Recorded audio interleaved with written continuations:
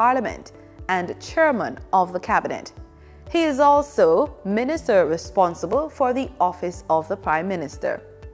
On this session's agenda, under Public Business, the Maintenance Amendment Act 2024 and the continuation of the State of the Nation debate with contributions from Senator Charles Sinclair and Senator Janice Allen. That's what's on the agenda. It should be noted that elements of the day's agenda can be changed or moved. But before we go, here are a few things you should bear in mind if you plan to attend a session at Gordon House. No visitor shall create any act of disorder within the precincts of the House. No visitor shall be admitted to the House without first obtaining an admission card. Visitors who remain within the precincts of the House during a suspension of the session are asked to keep silent. No photography, videography, or sketching of the proceedings is allowed unless so authorized by the presiding officer. And there should be no smoking inside the parliamentary building. Before we go, here are a few things you should know about Jamaica's Senate.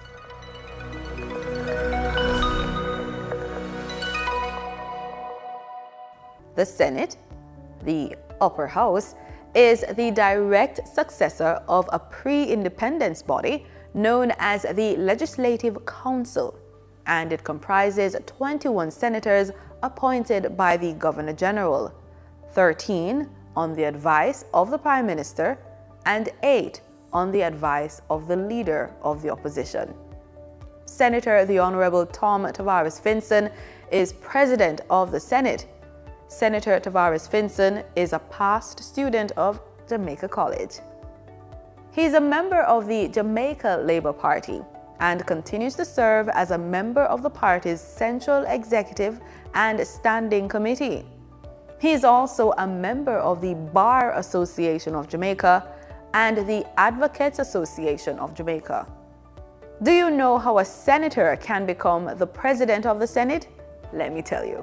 According to the JIS, that's the Jamaica Information Service, at the first meeting of a newly appointed Senate or when there's a vacancy, senators elect a president and a deputy president. A minister or parliamentary secretary may not hold the office as president or deputy president. Now over to the proceedings.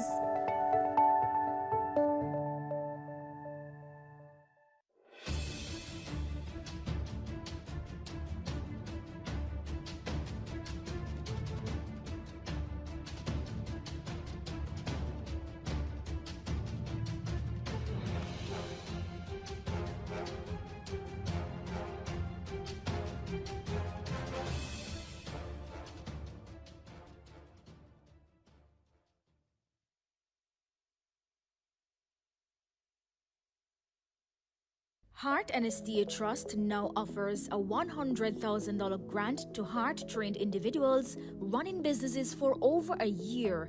They'll also assist with business planning, marketing, skill enhancement, and other support. Your government is building a caring economy for you. The proceeding was brought to you by the Office of the Prime Minister. No more guarantors for student loan. Your government cares about your education, and we don't want you to ever have to worry about going to university. The Students' Loan Bureau has a loan for you so you can focus on your future. We want you to enjoy the beauty of our island home, and that includes your beaches. That is why we are upgrading at least 9 beaches and equipping them with restrooms and other amenities for your comfort. Jamaica's beaches are your beaches. Your government cares about your recreational environment. Remember that big project the government announced them was going to from when? You ever get yourself a wonder what happened to it? Stop wonder like an outsider and start move like the country belong to you. You have a right to publicly owned information, and the Access to Information Act gives you that power. I know you have enough questions about how government are run or not run, so let me show you how it works. Say mosquito spraying going on in your community, your children asthmatic and you want to know what chemicals are in it. Or what about that Auditor General report on a public official getting twice his salary with no proper approval? Is your taxes and you want to know if they paid it back? First, do some basic searching to see what is already on government websites. If you don't see what you're looking for, make a formal ATI request by completing the application form on the ATI site or sending a letter or email. And remember, you don't have to say why you need it. It is your right to know. Make sure you send your request to the right agency, and once they confirm receipt, they get 30 calendar days to provide the information. A maximum of 60 if extra time is needed. Yes, I know you want access to everything, but sensitive documents are protected from the public for up to 20 years. For example, documents that would expose a citizen's personal privacy, or those dealing with cabinet discussions, the Governor General's office, or information on the investigative activities of the security forces. Any public officer who tries to destroy or hide any official document can be sanctioned. And if you're having difficulties, the ATI unit will help. So, what if the chemicals in the mosquito spray are toxic? What if the agency did not even try to get back the money they paid out? Call or email your MP. Share the concern, because as your elected representative, they can represent your questions to the government ministers in the House. Remember, it is the job of parliamentarians to monitor and hold the government to account on your behalf. Is not every country give citizens this kind of power, you know? And at 20 years we have this law, and we barely use it. So access information and mind your business, Jamaica. Visit jampja.org today to see what information we access to make it easier for you to hold the government to account. Let's do our job to make Jamaica land we love, Jamaica land we own, and Jamaica land we run well. A message from the Jamaica Accountability Meter Portal, funded by the European Union in partnership with the Private Sector Organization of Jamaica. What can a little germs do?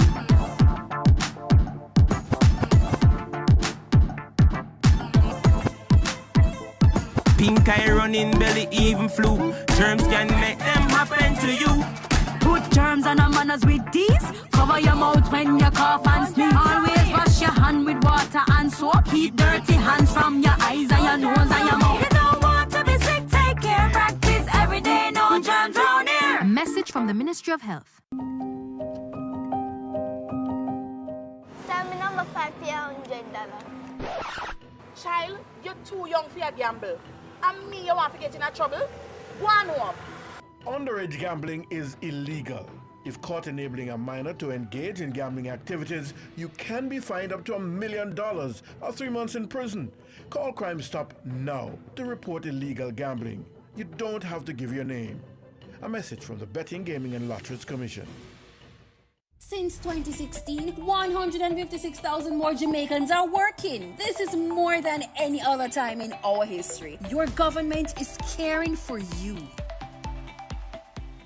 We know you want better roads in your towns and communities. That is why through the Spark program, your government is allocating over $40 billion over 2 years to fix your community and rural roads. $20 billion will go towards fixing smaller roads in every area, with $150 million allocated per area. The remaining funds will be distributed based on road length and condition, ensuring areas with greater need receive more assistance. Your government is caring for you. The proceeding was brought to you by the Office of the Prime Minister. Denise Williams here, inviting you to join us on Financially Focused, the ultimate destination for go-getters who are ready to take the step-by-step actions to master your finances and create a family legacy. Tune in, watch, take notes, and participate to discover the strategies of our expert guests who provide invaluable guidance and powerful coaching tools to supercharge your financial journey. Tune in to Financially Focused, Thursdays at 8:30 p.m. only on PBCJ, the People's Station. Most Jamaicans will tell you corruption in politics is deep-rooted, and I just saw it said, and nothing can do about that. But actually, there is. and another 152 countries are doing it. It's called asset declaration, and it works best where citizens themselves understand it and help to ensure the law is enforced. Corruption happens when public officials abuse their power to benefit themselves, family, or associates. Jamaica's Integrity Commission Act was designed to prevent corruption, and here are 5 things you should know. 1. Under this law, every year MPs and senators must report what they earn, own, and owe, and if they don't, they'll be sanctioned. 2. Their report must include the same kind of information for their wife or husband and children. 3. If they get a gift worth more than $100,000 from anyone who's not family, they must declare it. 4. A summary of the declarations of our Prime Minister and opposition leader must be published where the public can read it. 5. Parliamentarians can now be prosecuted by the Integrity Commission. They can be fined up to $2 million or serve up to 2 years in prison if they don't file their declaration or if they give false information, and $500,000 for not filing on time or ignoring requests for information. Unfortunately, our parliamentarians made changes that prevent the public from knowing when they've broken the law or when they're being investigated. We really need to change that. Visit jampja.org to find out more about the Act and to track if your MP is obeying this law. If they're not, JAMP's MP Tracker will help you write, tweet, or call your MP. Ask them, you submit your declaration yet? The Integrity Commission clear you? Let's help the Parliament stay honest. A message from the Jamaica Accountability Meter Portal, funded by the European Union and the Inter-American Development Bank in partnership with the Private Sector Organization of Jamaica. We want a piece for Jamaica. Yo, what are you? Oh, man, none of that. Oh, no, brother, no, man. You see you ever play ref? Dirty game, man. Yeah, but a bad game. No, I said, person you come from, brother, I want to live good, man. I want to live good, brethren. No shake hand, I can play a little bad, brethren. Really have to shake hand? Yeah, man, and no badness, brethren. Just live good, man. Come together as one and make the violence done. Your safety and security continue to be our priority. We are seeing a downward trend in major crimes, and we are investing $650 million in technology improvement for our police force to provide greater coverage across Jamaica by 2028. The proceeding was brought to you by the Office of the Prime Minister. Apply to the Heart NSTA Trust. Learn a new skill and expand your horizons. Your government has made it completely free to you. Since 2016, 156,000 more Jamaicans are working. This is more than any other time in our history. Your government is caring for you. We know you want better roads in your towns and communities. That is why through the Spark program, your government is allocating over $40 billion over 2 years to fix your community and rural roads. $20 billion will go towards fixing smaller roads in every area, with $150 million allocated per area. The remaining funds will be distributed based on road length and condition, ensuring areas with greater need receive more assistance. Your government is caring for you. The proceeding was brought to you by the Office of the Prime Minister. Do you wish there were a way your community could get funding to improve a school, health center, sports program, and more? There is! It's the Constituency Development Fund. Here are a few things you probably didn't know about the CDF and how you can make it work better for you. The CDF policy promotes citizen participation in community development and the protection of taxpayers' funds. It outlines that MPs are to meet with citizens at least once every 2 years to agree on the projects needed. You know, it used to be once a year? We should really go back to that. Projects developed without community consultation are not to be approved by the bipartisan CDF Parliamentary Committee. There are 26 government agencies that implement projects, usually for a small fee. Funds are provided directly from the Office of the Prime Minister to the implementing agency, not through the Member of Parliament. The CDF unit monitors project costs and implementation. So if you have questions about how the CDF are run in your community, contact them. To ensure no one project or community gets all the funds, there are 6 project categories with spending limits for each. There must be no less than 5 and no more than 20 projects each year. To learn more, visit jampja.org to view your MP's CDF info and tell them how this fund has impacted you. If you don't see your MP's CDF reports, then put them under little pressure, man. Call, tweet, email. Ask them when they'll submit it and when is the next CDF meeting. Change is possible. It's already happening. What we need is you. A message from the Jamaica Accountability Meter Portal, funded by the European Union and the Inter-American Development Bank in partnership with the Private Sector Organization of Jamaica. Young Jamaicans up to 35, your government will reserve up to 10% of NHT housing solutions over the next 5 years, just for you with 100% financing up to 15 million Jamaican dollars. This is how we are empowering and breaking the cycle of poverty meaningfully. Your government is caring for you. The proceeding was brought to you by the Office of the Prime Minister. Every student attending Heart and STA Trust under the New Care Initiative will get $15,000 each month to help cover their travel expenses to the Heart School they're attending and get an extra $13,000 each week while they're training. The proceeding was brought to you by the Office of the Prime Minister. The Live Good initiative is aimed at promoting healthy, respectful relationships at home, at school, and in our communities. Let's return to the days when members of our communities all participated in rearing our children with kindness, good manners, and discipline. Let's respect each other. Let's become our brother's keeper. Let's replace violence with understanding. Let's all strive to live good. A message from the Ministry of National Security. Since 2016, 156,000 more Jamaicans are working. This is more than any other time in our history. Your government is caring for you. Your safety and security continue to be our priority. We are seeing a downward trend in major crimes, and we are investing $650 million in technology improvement for our police force to provide greater coverage across Jamaica by 2028. The proceeding was brought to you by the Office of the Prime Minister.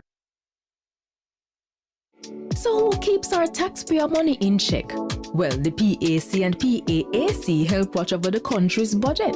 And one might sound like it just have an extra A, but they're way different. Here's how.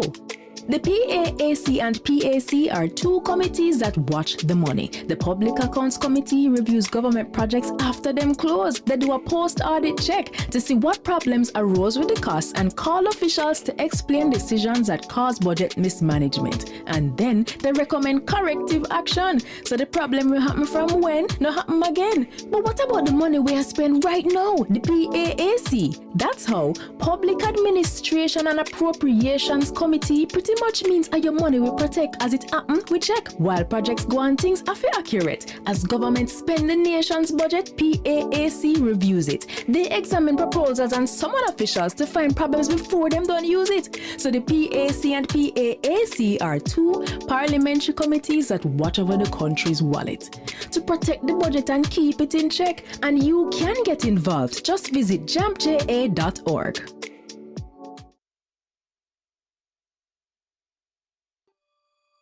Apply to the Heart and STA Trust. Learn a new skill and expand your horizons. Your government has made it completely free to you. Can you imagine getting a marketable skill for free? Your government has made it possible for anyone wanting to learn a skill to get free training through the Heart and STA Trust. Learn a new skill and expand your horizons. So you want to live, I walk and look over your shoulder, no sleep at night. I wonder if your family is safe, your mother, your brother, your sister, your youth them. And when they get catch, Are you alone? But not there to help you. You have to talk for yourself a court.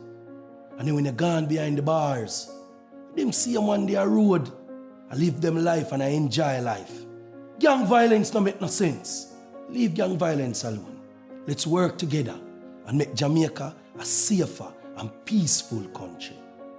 Let's all live good. A message from the Ministry of National Security.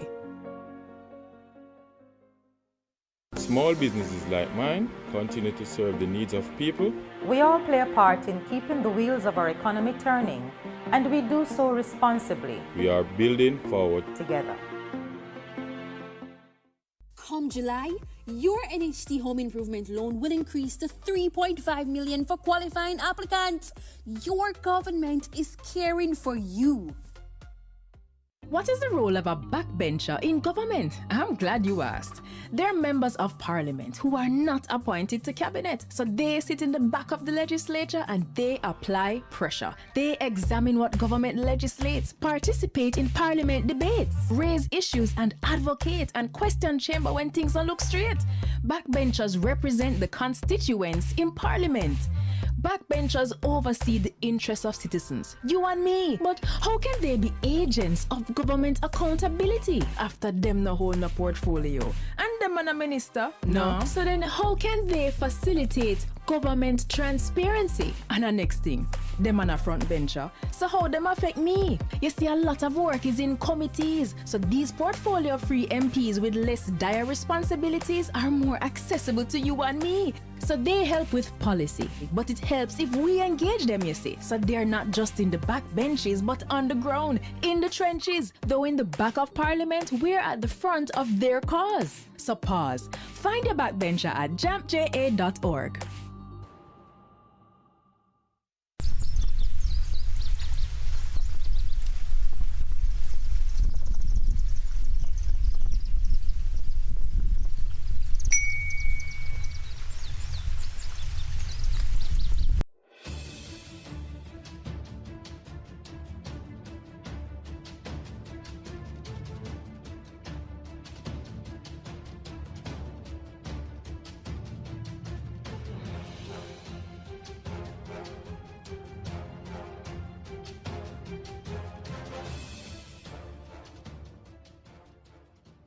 And tranquility of the island, and the uniting and knitting together of the hearts of all persons and estates within the same, in true Christian love and charity, one towards another, through Jesus Christ our Lord.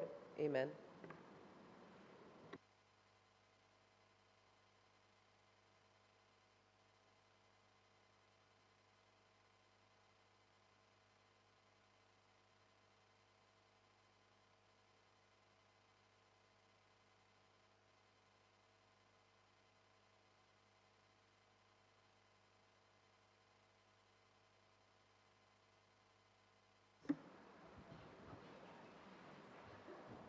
Before we begin, just to indicate apologies from Senator Gabriel Morris and Senator Brown, who I think may join online, so permission for them to do so. Those in favor? Against? I want to welcome our visitors from Montego Bay.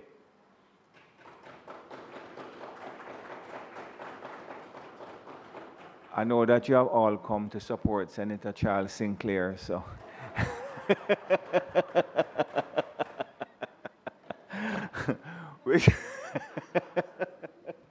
Whichever one of the senators from that distinguished parish, either Senator Allen or Sinclair, who you wish to support, you can do so quietly.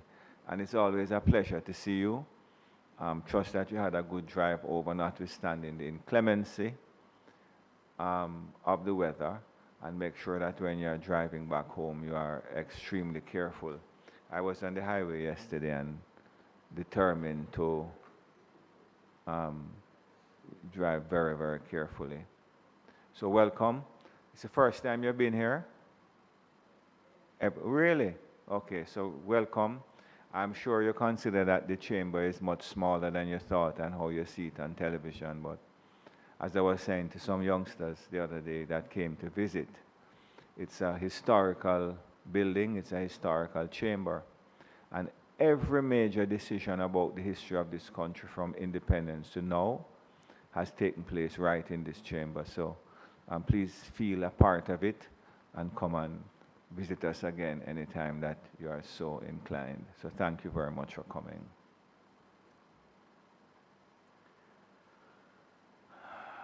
Statements by ministers.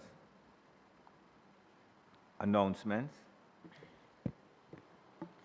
Laid on the table of the Senate are the following: annual reports of the Anti-Dumping and Subsidies Commission for the financial year 2019-2020, annual report and audited financial statements of the Port Authority of Jamaica for the financial year 2022-2023, annual report and audited financial statements of the e-Learning Jamaica Company Limited for the financial year 2022-2023, annual report and audited financial statements of the Spectrum Management Authority for the financial year 2022 to 2023, annual report and audited financial statements of the eGov Jamaica Limited for the financial year 2023-2024, second supplementary estimates 2024-2025.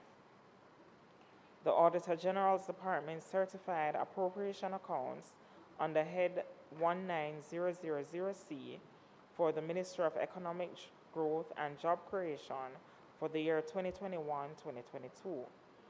And finally, by way of information, we have the report of the Standing Finance Committee on the second supplementary estimates of expenditure for the financial year ending March 31, 2025, and the report of the Public Administration and Appropriations Committee on its deliberations on the second supplementary estimates for the financial year ending March 31, 2025. Thank you, Mr. President. Thank you, Madam Clerk. Bills brought from the Honorable House of Representatives. Petitions. Papers. Reports from committees. Notices of motions given orally. Questions and answers to questions. Mr. President, I will today be providing oral response. Sorry, Senator Hill, I recognize you from a seat other than your own. You're kind, Mr. President. Although I you have appreciate been it. occupying it quite frequently. So, I will today be providing oral responses to the questions posed by Senator Bunting on May 10th, 2024.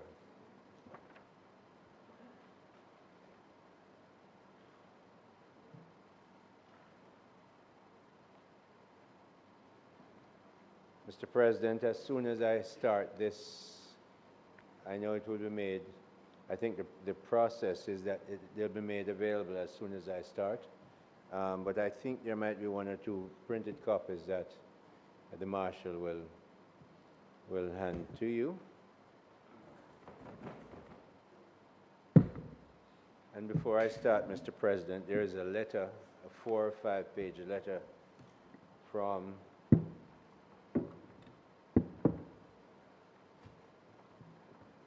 Discovery Bauxite Limited. No, which accompanies the answers. So I will make reference from time to time to that 4-page letter written by Mr. Delroy Dell, who is Vice President and Country Manager for Discovery Bauxite. Thank you very much, Minister Hill. The first question that was raised by Senator Bunting: how much money is owed to Petrojam Limited? The answer is the amount owing up to the 30th of November 2023, because he asked his questions in May 2023, in my recollection.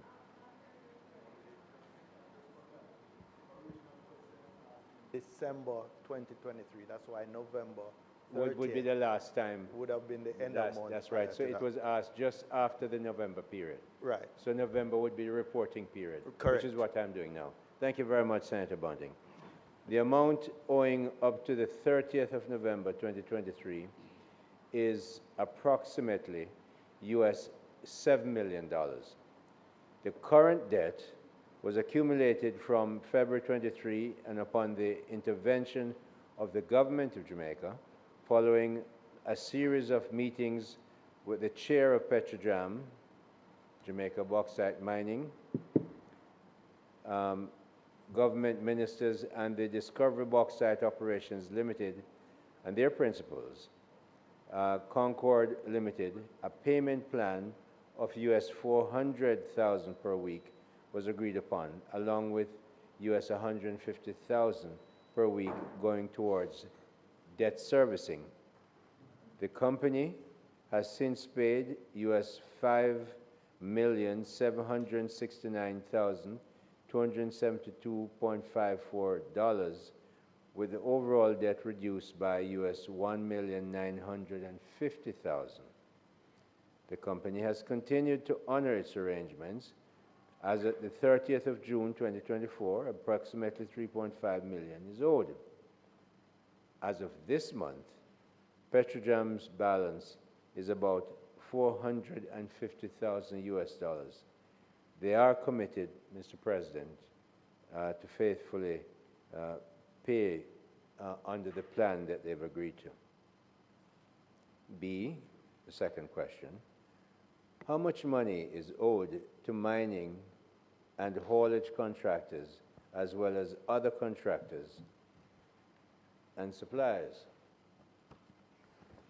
The answer, Discovery Bauxite Operations Limited, DBOL, are the managing partners and handles the day-to-day operations and contractual arrangements for all aspects of Discovery Bauxite.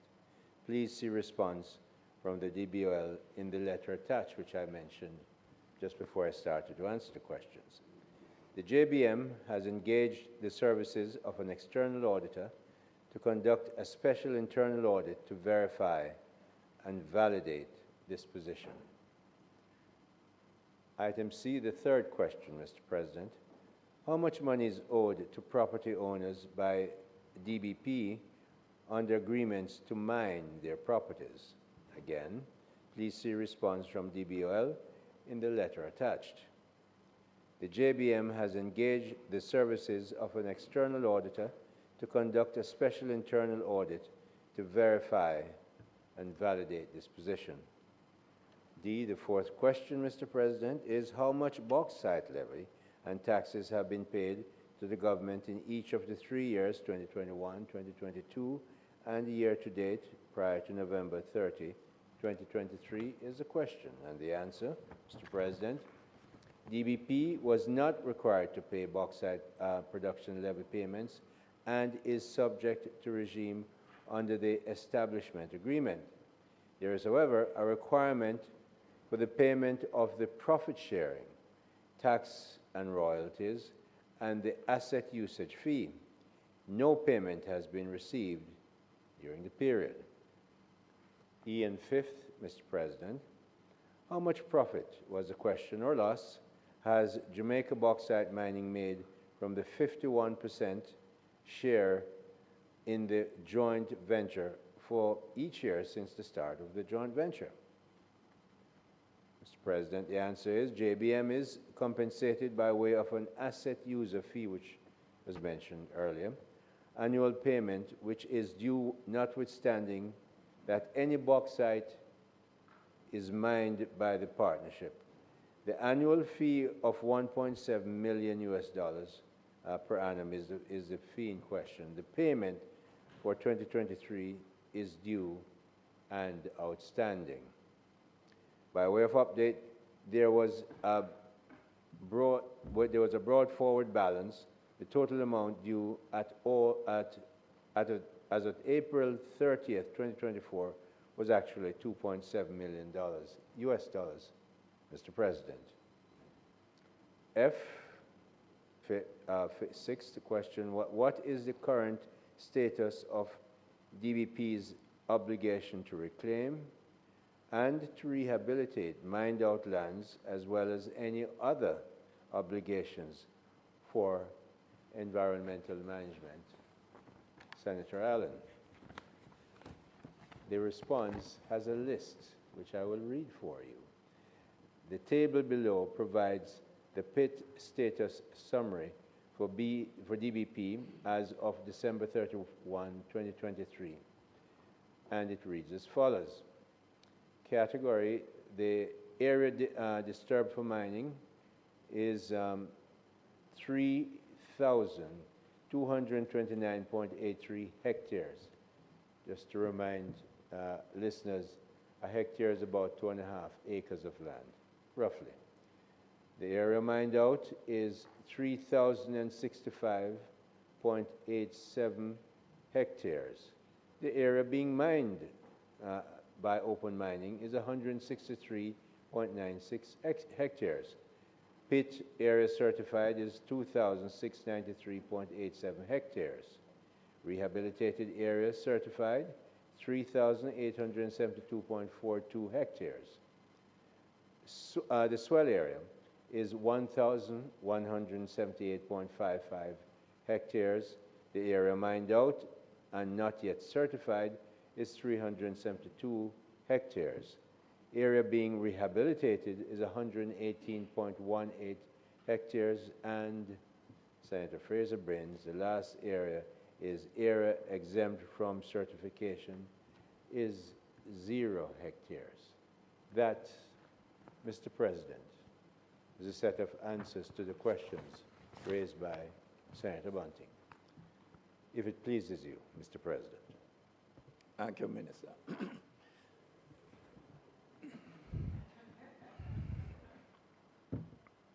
Senator Bunting.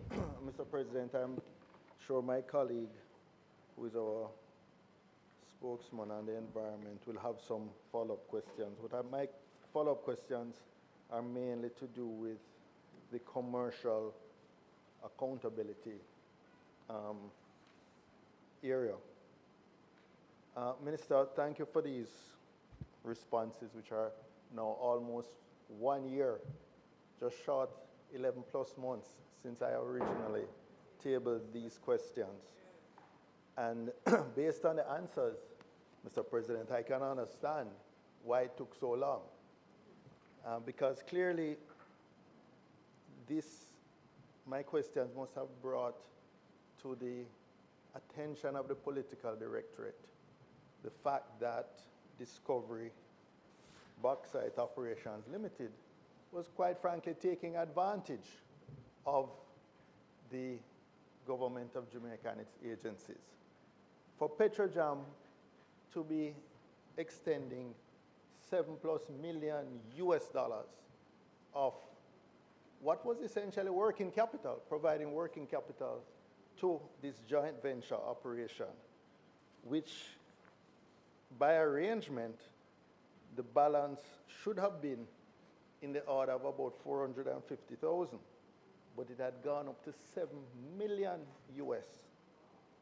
And as we go through other elements of the question, we will see that the government was owed millions of other US dollars in payments for the asset user fee, etc. Quite frankly, Mr. President, what this shows is that the relevant ministries and their agencies had fallen down in terms of the monitoring and enforcement of the terms of the agreement. So my first question to the minister is, has some officers or officials of these agencies between Petrojam and Jamaica Bauxite Mining, who would have had commercial oversight of the operation of this venture, been held accountable for falling down on their responsibilities? That's question one. The second question has to do with the revelation that no levy, or in the alternative, no income tax has been paid by this joint venture operation. Now, I well recall when I was in the lower house and this matter was debated, and the law or the arrangement was changed to replace the levy with an income tax. I at the time warned that it was very predictable that no income tax would be collected because this arrangement was very vulnerable to transfer pricing.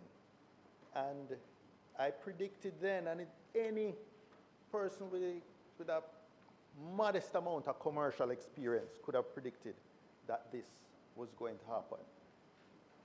We waived the levy, and in lieu of that, we have collected zero income tax.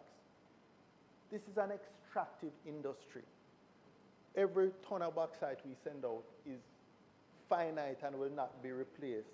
It is doing irrevocable damage to the environment. When the mined out land that's left is virtually useless for agriculture, it's destroying our forests and woodlands and has implications for the entire ecosystem. And yet, we are allowing this to continue with absolutely no benefit to Jamaica. And really, the little employment that we get doesn't really matter in an environment where our unemployment rate is 4.5%. So, the sacrifice that we're making puts us at the threat of being cursed by our grandchildren and our great-grandchildren for allowing this to continue for very little benefit. So my question is, Minister, has the government conducted a cost-benefit analysis of this agreement continuing, especially as they appear to be in breach of multiple elements or features of the agreement, and it must continue with our permission? Have we conducted a cost-benefit analysis, and cost in its widest sense, including the environmental costs, including the liabilities which current and future taxpayers of this country are going to have to pay to rehabilitate these thousands of hectares that have been mined out and not properly restored, and even after restoration will not be back to its original condition. So that's the second question. The cost benefit. Have we done a cost benefit analysis on this arrangement, especially given the experience of the last 5 years?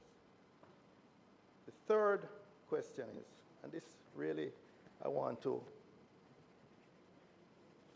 turn to the attachment, the letter from Discovery Bauxite Operations, signed by, well, it's a letter to the Managing Director of Jamaica Bauxite Mining Limited and signed by the Vice President and Country Manager of Discovery Bauxite Operations Limited.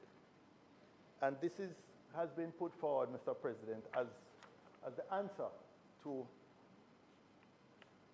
or the response, I should say, because it doesn't answer, as the response to a couple of the questions asked.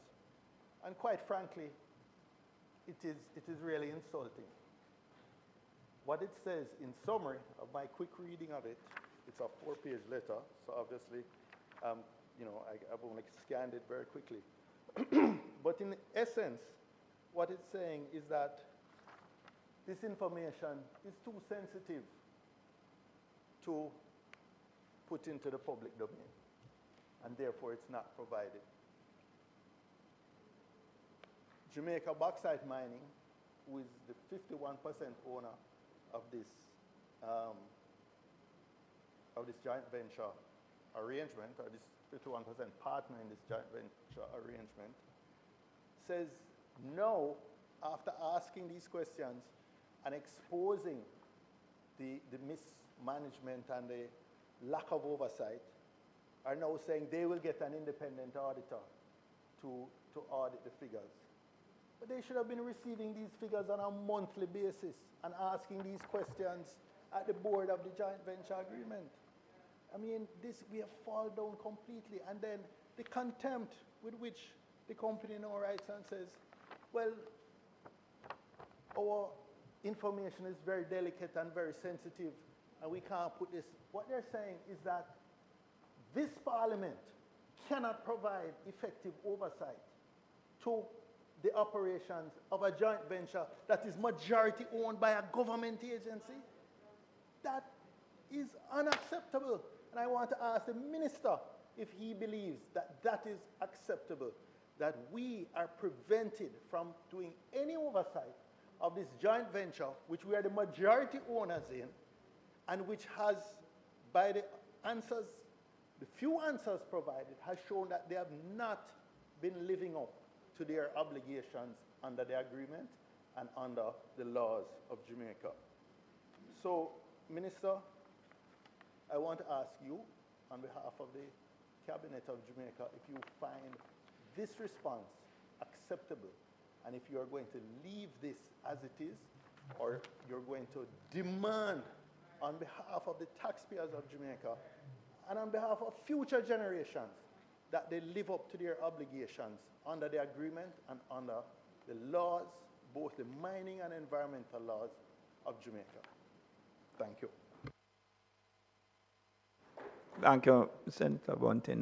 Minister Hill. Mr. President, I hear Senator Bunting, and I'm very happy that it's him who's asking the questions. Because he runs businesses. And he knows that an extractive industry, and I'm not giving here a definitive answer. Clearly, I'm going to go back to the portfolio minister and ask for their response. But this is a general comment. An extractive industry that has had a roller coaster experience in terms of markets being soft and so on. Different arrangements had to be made. Clearly, these were made. And I know how close to his heart the levy is historically, but markets do change. What I would say is that the 51% owner of the business, DBOL, Jamaica Bauxite Mining, has done what I would do if I were to get a question like that, and I would get an answer like that. I'd say, okay, I call in my auditors. I say, I want you to go in and do a full audit. I want to know what the story is. Let me have that result, regardless of what letter they might send to me, because I have the right as a 51% shareholder. Well, I have the right as a shareholder, but I happen to be 51%. I want a full audit, and I believe the audit will answer a great deal. If you want to know how much money is owed to the bauxite suppliers and carriers, truckers and so on, the audit is going to show that. But I will leave the rest of the, clearly, Mr. President, I am of the view that when you look at the payments arrangements that were put in place, and sometimes a shareholder, as Senator Bunting knows, he's been in that position, a shareholder has to step up to provide the kind of financial support that a company needs when it's going through a difficult time. So rather than cast aspersions, I'm going to ask for more detailed questions, but it's not unusual in my mind as a business person that would happen when a company is going through a difficult time with something that is a commodity. And so I'd want to hear what they say and want to see what the audit says, and clearly then I will ask the portfolio minister to give a more detailed place. The portfolio minister in this instance, from my recollection, the handling would be done by finance. So we look forward for them to come back to us and answer this. But that's my broad general comment at this time. And I'll ask that the details be given to us and the responses be given to the answers that you've just raised. Sorry, Mr. Bunting. No, I just turned on the mic. Just for clarity, the three specific questions I asked, you will refer it to the portfolio minister and respond in writing or in the Senate? I just wanted the form of response. Mr. President, if we were to put the matter to to the portfolio minister. The portfolio minister will choose how to respond, and I suspect that would be in writing because we would be asking in writing. Okay. I can't be totally specific because I don't know how they'll answer. As you very well know, Senator Crawford clearly has arrived. Thank you, Mr. President. Senator Fraser Binns, and then Senator Scott Martin. Thank you, Mr. President, and thank you, Minister, for the answers provided. Mr. President, I want to just seek some clarification from the Minister, and aware that he may not be able to answer, but hopeful that he can get the answers from the Portfolio Minister. I am speaking particularly to question F, that outlines the areas that have been reclaimed and or rehabilitated. And I think this is a very important question, Minister, because in my sojourn across Jamaica, visiting mined out or visiting bauxite mining areas, one of the things that I have come across is the number of unreclaimed or rehabilitated land. I recall being in St. Anne, in southwest St. Anne, and calling to a gentleman, and he literally coming from the hill, he went down, and for about 2 minutes, I could not see him, and then he resurfaced. And he explained to me that that is what happens. I remember an experience where a gentleman's house was on the brink of a mined out area, and he was the victim of landslide after the land, having been mined out, was not reclaimed. And I raise this, Minister, because you have outlined the hectares or the size of the area of land that has not been reclaimed or that has been reclaimed and certified. But I have some questions. Firstly, it's stated here that the area disturbed for mining is 3,229 hectares. And disturbed for mining doesn't necessarily mean mined out areas. It means that you would have cut down the trees or the shrubs. You would have really just destroyed or prepared the area for mining. But that mining does not necessarily take place, because mining would take place in a smaller, sometimes in a smaller space than the actual area that has been disturbed. But from your information, 3,200 hectares have been disturbed for mining, and only 3,065 hectares were mined out, meaning that's what we actually went and took off the topsoil and dug out. But further down, I notice here that you have pit area certified as 2,693 and rehabilitated area certified as 3,872. It seems to me that there may be an error in the information provided, because, and I stand to be corrected, but if the area that has been disturbed for mining and that have been mined is just under 3,300, then I do not understand how the rehabilitated area would be greater than the area that has been disturbed. So I'd certainly want you to verify that information, that it is in fact correct. It appears to me that is incorrect. The second thing has to do with the areas that have not been certified, and I'm particularly keen to find out why they have not been certified, as well as the areas that have not been rehabilitated. And I say that, Minister, because the regulations provide that rehabilitation ought to take place within 2 years of the completion of mining. One of the things that I have gathered from persons in communities is that the bauxite companies would mine out to a certain degree and then they would leave it. But the Act also provides that if mining activity is not taking place within 6 months, then it is deemed that mining has stopped. So I wish to find out, one, the duration of these pits that have not been rehabilitated or certified. How long since the last mining operation? Because if it is in excess of 2 years, then the provisions in the regulation of $25,000 ought to be applied. Now, I am not saying it is in excess of 2 years, but what I'm saying is that we need to know. And if it is in excess, then the law must be enforced. And Minister, I say that because you will appreciate that apart from the issues that Senator Bunting mentioned, when it comes on to bauxite mining, there are too many Jamaicans who have been negatively impacted. and the manner in which we have treated Jamaicans, especially those living in bauxite mining communities, cannot continue. And one of the concerns that there is over and over is the lack of the rehabilitation. I visited St. Elizabeth some time ago, and the dust nuisance that came from the mined out pits that have not been rehabilitated was resulting in a number of residents around the area having to seek medical attention, the respiratory challenges, some of them spoke about skin issues that they were experiencing. And so, Minister, I think that, and it is my recommendation, that the time has come for us to seriously have a focus on bauxite mining and mining in general, but for this purpose on bauxite mining. We have to look at the cost-benefit analysis, but we also have to look at the alternatives to mining, because we know that studies have shown that the lifespan left is around 40 to 50 years.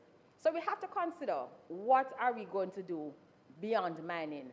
And there are several options that are available, but certainly there has to be a broader review of the mining industry.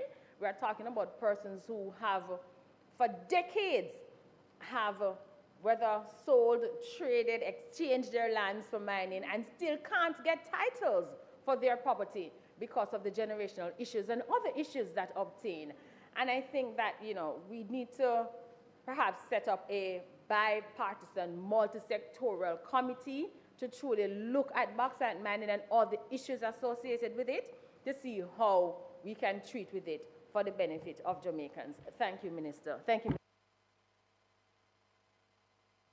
Thank you, Senator Fraser-Binns. Minister. Mr. President, Senator Fraser-Binns' points are well heard, and I'm sure the answers will come. In fact, I'm especially pleased about the one about how do we rehabilitate, because I remember from going to high school just a few years ago, from where please be quiet. Please be quiet. Please be quiet, Senator Bumpting. When you would have known about Alpart and Alcan and so on, a lot of them have been there, and it's probably time that we look at that.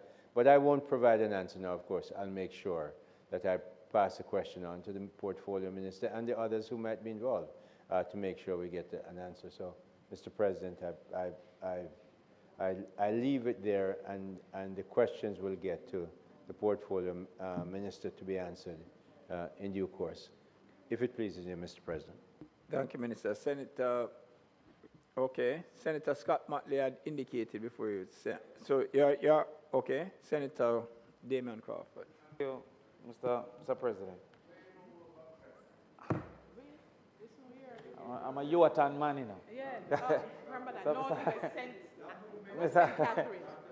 Mr. President, I want to first of all piggyback on Senator Fraser-Binns' argument about the nuisance of bauxite. And I want to posit the question if the government has, of the industry's nuisance. And by extension, I'd like to ask if the government has changed the policy of nuisance grants that were once upon a time contributed to citizens within the spaces of bauxite. Many of our citizens call it the dust money. And on many occasions, that have not been circulated to citizens for over 2 to 3 years. We want to know if that program has been ended as a policy of the government or as a policy of the operating entities within the bauxite spaces. It is important, as Senator Fraser-Binns have indicated, that there has been great losses to zinc and roofs, damage to roof, damage to water catchment, damage to agriculture and farming because of the dust, and no compensation has been made. So I think Senator Bunting can add how much money is owed to the citizens within the environs of bauxite that have not been compensated and received grants in recent times. I will also like to add if there is a policy and a strategy for calculating the necessary compensation based on impacts that have affected the people. I'd also like to add to the question from Senator Bunting about how much has been given from the levy. And if none has been given from the levy, what is the plan as it relates to the Life After Bauxite program and how effective that has been? Senator Fraser-Bin have indicated the relatively short span of the added or the future life of bauxite. And there was a fulsome activity to make plans for these communities dependent on bauxite to transition from bauxite. The Life After Bauxite program, based on our information, have not been adequately funded, and there has been very limited structural changes for communities to feel that there's any true transition. So we would like to also know what are the current plans under the Life After Bauxite program and how can communities engage. Minister. Mr. President, given the long life of mining of bauxite, I too am looking forward to the the chronological arrangement that will be submitted to us to see how long the remedy has been absent. And I'll be pleased to, if I'm not in this seat, then the leader at that time will be pleased to answer. And I'll leave it there. I've just asked the clerk to make sure that the responsible portfolio minister gets the questions, and the answers will come back to us. Thank you.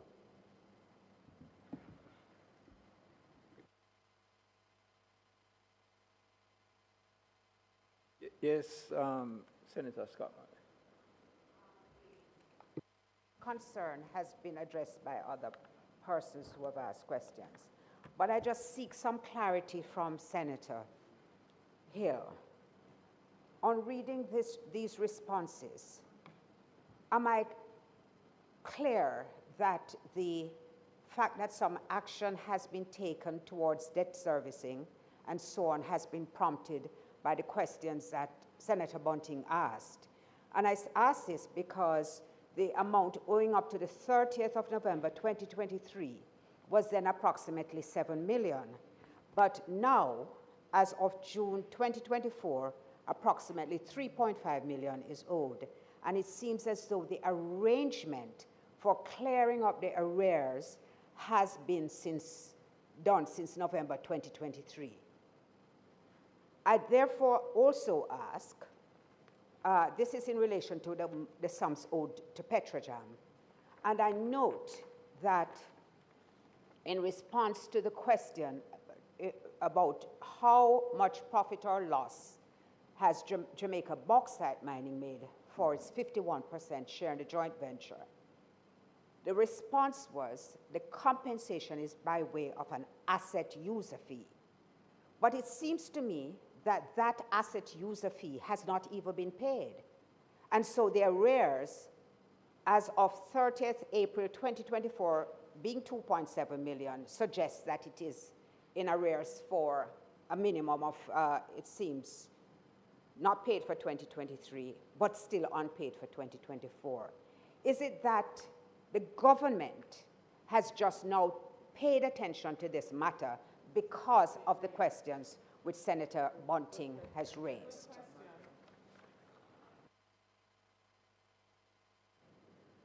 Mr. President, clearly I don't have the books of the DBOL before me, but I do have conversations that take place in other places that I have the privilege of sitting.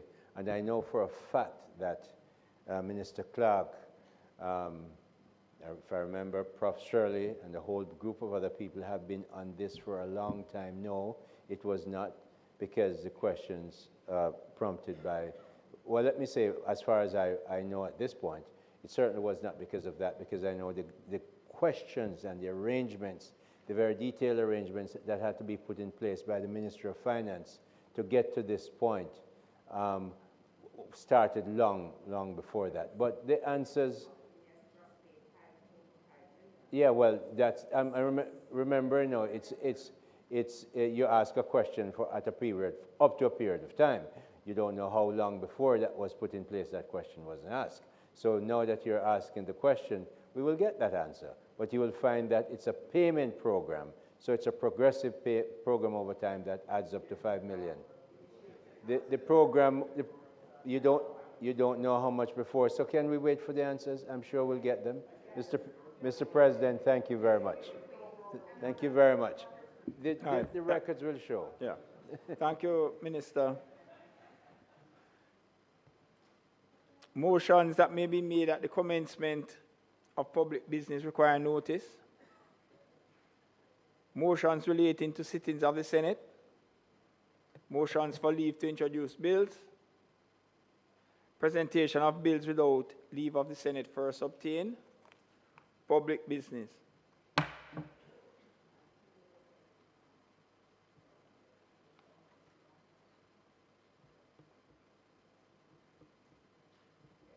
Minister Hill. Mr. President, today is our intention to continue the State of the Nation debate with contributions first from, of course, the very well-dressed Senator Janice Allen, and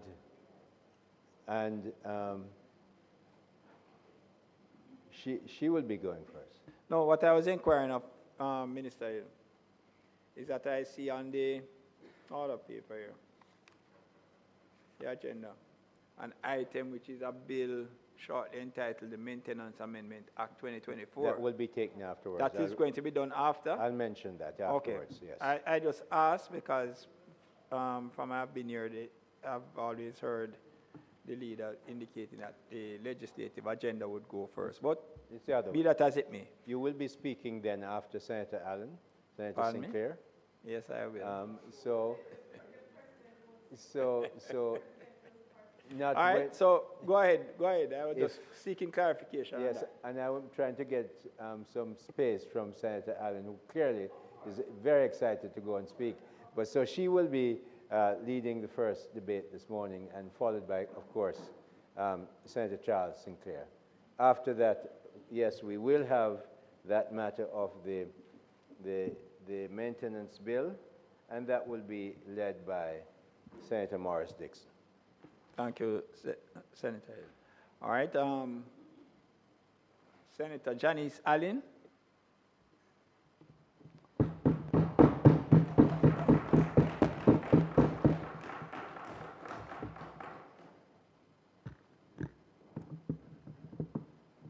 Thank you very much, Mr. President, and thank you, my colleagues. It is indeed an honor, a privilege, in fact, for me to stand here today to open the debate for the opposition in this, my fourth State of the Nation. Yes, the fourth in this place. And I'd like to, and on this side. And before I get into it, I recall my first State of the Nation presentation, in which I opened in 2021, and Senator Don Webby, who opened for the government. So today I want to extend best wishes to forever Senator Don Webby.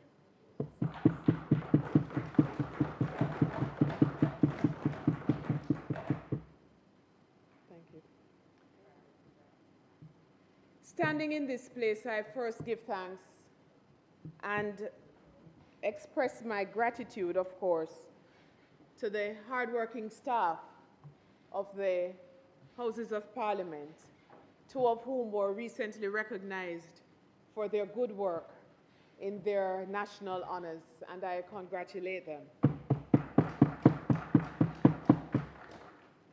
I also appreciate very much the fact that I have benefited over these 4 years from good exchanges and good spirited discussions in this place. And so I thank my colleagues on both sides of the aisle. Thank you for allowing me to grow as I have grown. Of course. Of course. There is always an exception to a rule, you know.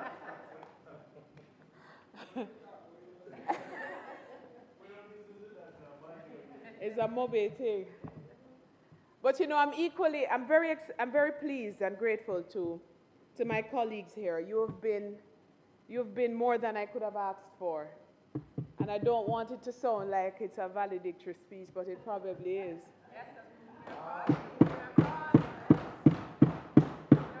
Because, Mr. President, it is my intention that the next time I speak, I will not be one of 21. I'll be one of 63. And on the other side. Because I will have the honor of being the Member of Parliament for the constituency of St. James Central. And the President can't stop that. Right? Time come. And so, she's going to miss me. I know she will. Mr. President, I take my responsibility in this Parliament seriously. I know you know that. And that is why I'm pleased that there are few who have joined me from Central St. James to be with us today, to experience this moment, because the next time they come. All right. I deliberated for some time and consulted with my political mentors, my family and friends, before deciding on entering representational politics. The magnitude of such a role does not escape me, because when people place their confidence in you, you must deliver. So today I commit to you, the people of St. James Central, and all my Jamaican brothers and sisters, that I will work assiduously for the advancement of our beloved country. As I have stated on a few occasions, my tenure in public service began about 27 years ago, in 1997, in the Ministry of Tourism. And over the years, I've benefited from the guidance and support, wise counsel from many former ministers of tourism and political stalwarts. They, along with my family, have helped me to define my role and carry with me a steadfast commitment, an enduring passion for my country, a deep desire, a hope, a dream, and the intention to create a better Jamaica for all Jamaicans. You see, I want a country where more Jamaicans see that they can achieve their dreams within the shores of Jamaica and not outside of it. The Most Honorable Portia Simpson Miller, Jamaica's first female Prime Minister and first female leader of the People's National Party, said it best when she said, "Leadership is about service, not about power." And so, Mr. President, I seek to be of service. That is what drives me. This is what I am here for as I stand in service of my fellow citizens.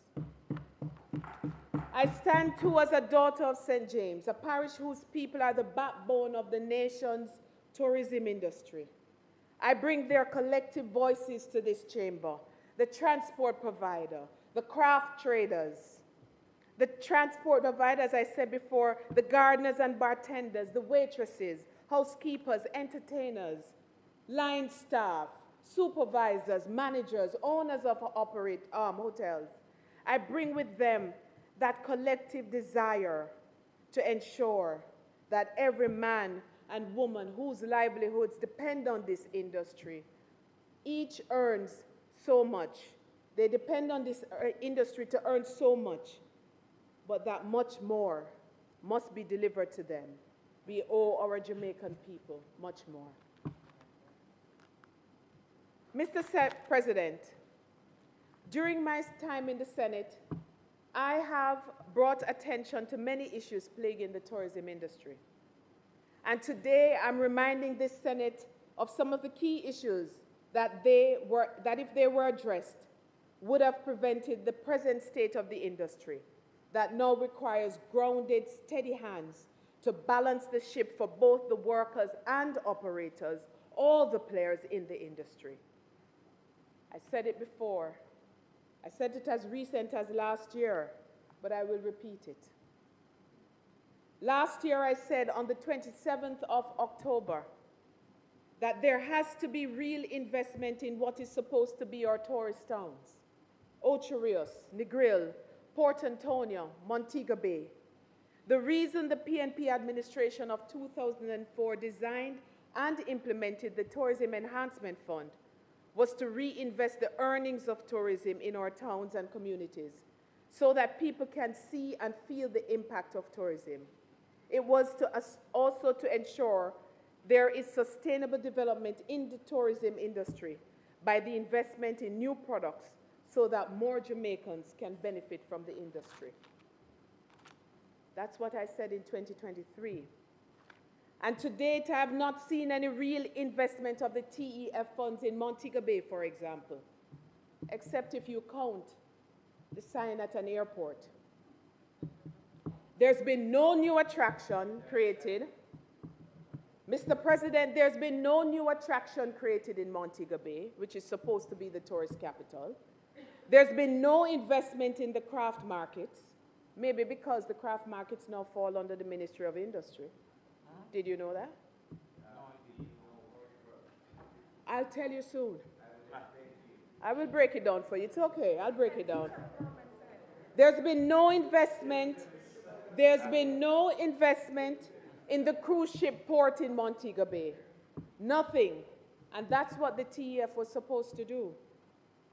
For there to be real rewards and benefits from tourism, we must resist the urge for disjointed projects such as a few signs here or there or a few corridors here or there. Oh, wow, I'll get into that.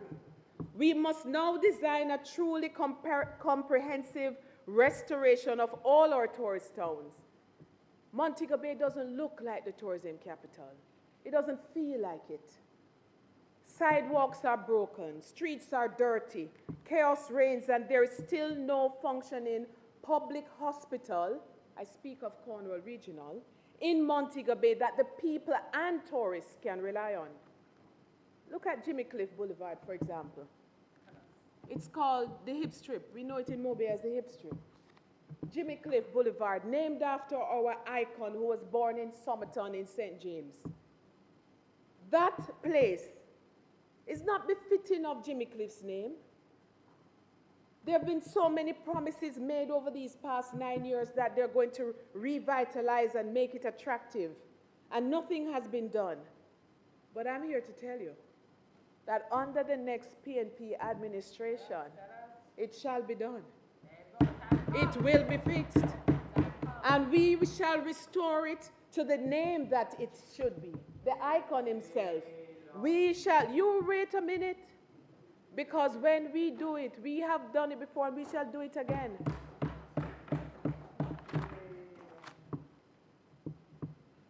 Time longer than rope. My emphasis on Montego Bay, Mr. President, does not negate my concern that I have for other resort areas. But as you can appreciate, I was born there. I live and work there. And I intend to represent the people from there. And they're here because, and it is because of them why I speak with this fire in my belly. Because I have made the commitment to make a better Montego Bay, develop better communities so that they can feel good about their parish and their city, which is the heartbeat of St. James. Good representation coming. That's right. It's coming, it's coming. We cannot afford to settle for half measures or hollow promises when it comes to our tourism sector, which is the cornerstone of our economy and a source of national pride. Yet the realities on the ground paint a troubling picture. Our tourist towns, once vibrant symbols of our potential, now stand in stark contrast to the glossy image that the government tries to project. Take Negril, for example. Negril, known globally for its iconic 7 miles of beaches and a haven for tourists, yet locals grapple every day with water woes. A glaring contradiction in a town that thrives on offering world-class experience. In Lucy, which is supposed to be the gateway to Jamaica's beauty, is congested and as for frustrating bottleneck, emblematic of the inefficiency of stifling growth. Across the island, crumbling road networks leave drivers losing tire, mash up their front end, and lose patience, starkly highlighting the unmet promises of so-called prosperity. Mr. President, the spark now spark, it's not sparking at all, and the reach not reaching, and the aspire not inspiring, none of that. And the mat's not maxing. Let me tell you something. Ocho Rios was once the jewel of the North Coast. It has been dulled by poor planning, overcrowding, and inadequate facilities. And Portland, beautiful Portland. It is so breathtaking in its natural beauty, yet it remains overshadowed by chronic neglect and underinvestment. For nearly a decade, this administration has talked about development, yet our infrastructure is miles behind where it needs to be. Promises have become nothing but political pageantry. Words without action, talk without results. Meanwhile, our people suffer, our towns decay, and the opportunities we could be creating for citizens are left unrealized. These towns, these gems of Jamaica, deserve so much more than the neglect they have endured. It is time we move beyond token gestures and platitudes and take bold, sustainable action. When the PNP forms the next government, we will not settle for piecemeal efforts. We will prioritize the full revitalization of tourism towns. These towns will become clean and orderly and equipped with the right infrastructure and services and opportunities that both locals and visitors can rightly deserve. Because I know you've heard me say it a million times. When Jamaica is good for Jamaicans, our visitors will benefit. Yes, yes, yes. Mr. President, let me make it abundantly clear. We will fix it. We will set aside a dedicated amount from the TEF, which it was intentionally, that's what it was set up for, to kickstart the revitalization of our major tourist towns. We will also focus on beach preservation and restoration and upgrading the capacity of water and sewage infrastructure. In other words, Senator Fraser-Binns, we'll be investing in public spaces to enhance the quality of life for Jamaicans so that our visitors can have a good experience. The People's National Party has always led the way. We have. And that is why we did have the program in the TF to revitalize and repair roads to attractions, strengthen community infrastructure for our workers, and we sought to uplift every corner of our society. And as I promised, when we return, in short order, we shall pick up where we left off. Mr. President,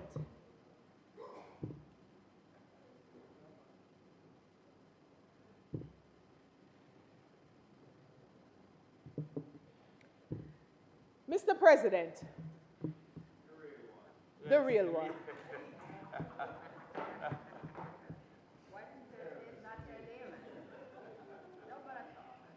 How did we get here? 2 years ago, the Prime Minister stood in that other place and painted a vision of a successful sector. But that promise has unraveled under the weight of travel advisories, climate shocks, and rising inflation. Our industry is the lifeblood of our economy, and it has been left vulnerable, exposed by the failure of this Andrew Holness-led administration to act with foresight and urgency. So let me break it down and tell you what I mean. Let's start with the travel advisories, which I recall a certain minister, the Minister of Tourism, saying categorically that it would not impact us. Oh, not Delano, the other minister, the real one. On January 24 this year, the United States issued a travel advisory against Jamaica. And that wasn't just a notice. It was a direct blow to investor confidence, causing a sharp dip in tourist arrivals. Any hotelier, any operator in the industry today, big or small, transportation, accommodation, attraction, you ask any of them, I say it without fear of being contradicted, you ask any one of them and they will tell you that this is the worst year that they have had. You go and ask them. The ripple effect of this advisory has been felt across the industry. From the resorts on the coast to small operators inland, they all are struggling. That's the travel advisory. Let's talk a little about climate change. The imminent threat and the impact of climate change are no longer deniable. Acknowledging it and describing it may be sufficient for academics. However, those of us with responsibility for national development by way of policy response and planning must move beyond description to ideation, innovation, and action. There you go. Must. Mitigation and adaptation programs are woefully lacking in the sector. A situation that has been made more plain with the passing of the Hurricane Beryl earlier this year. Oh, yes. The devastation of Beryl was more than another wake-up call. It was a litmus test which we failed in many respects. All assessments and analysis of the Beryl response must bear in mind that we didn't get a direct hit. Yet reports are there of hotels earning upwards of, losing, I should say, upwards of 28% of their revenue. You know what 28% decline in revenue means? That is not a joke, especially when it continues with occupancy rates falling like 14 percentage points. These are not just statistics, you know.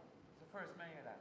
Oh, really? Yes, Ed don't say that. Oh, he don't say that. All right, I'm here to talk truth. Thank you very much. These numbers are not just statistics. Yes. They reflect real losses for our people and the economy. Yes. Real losses. The likely impact of the events such as Beryl felt by our tourism workers and consumers in their place of residence must from now on become separate parameters that must be considered. Mr. President, despite the clear writing on the wall which this administration has ignored, the urgent need to strengthen climate resilience within the tourism sector leaves us vulnerable for the next disaster. This is real because our industry is built significantly along the coastline. The third issue, my friends, my colleagues, is inflation. And the rising cost of operation, how it has impacted the industry this year. It's a real thing. This can be considered the silent storm further eroding the industry's prospects. Hoteliers, destination management companies, attractions, all of them, they are grappling with skyrocketing operational costs while workers endure stagnant wages and rising living expenses. The once vibrant tourism workforce is now riddled with despondency and frustration, struggling to keep pace with the cost of survival. And at the same time, operators are finding it difficult to keep out of the red. Mr. President, the opportunity to reimagine, recalibrate, and realign our tourism sector has been squandered. Rather than investing in resilience, innovation, and sustainability, this administration has doubled down on outdated models that rely solely on mass tourism, models that are no longer sufficient in today's challenges.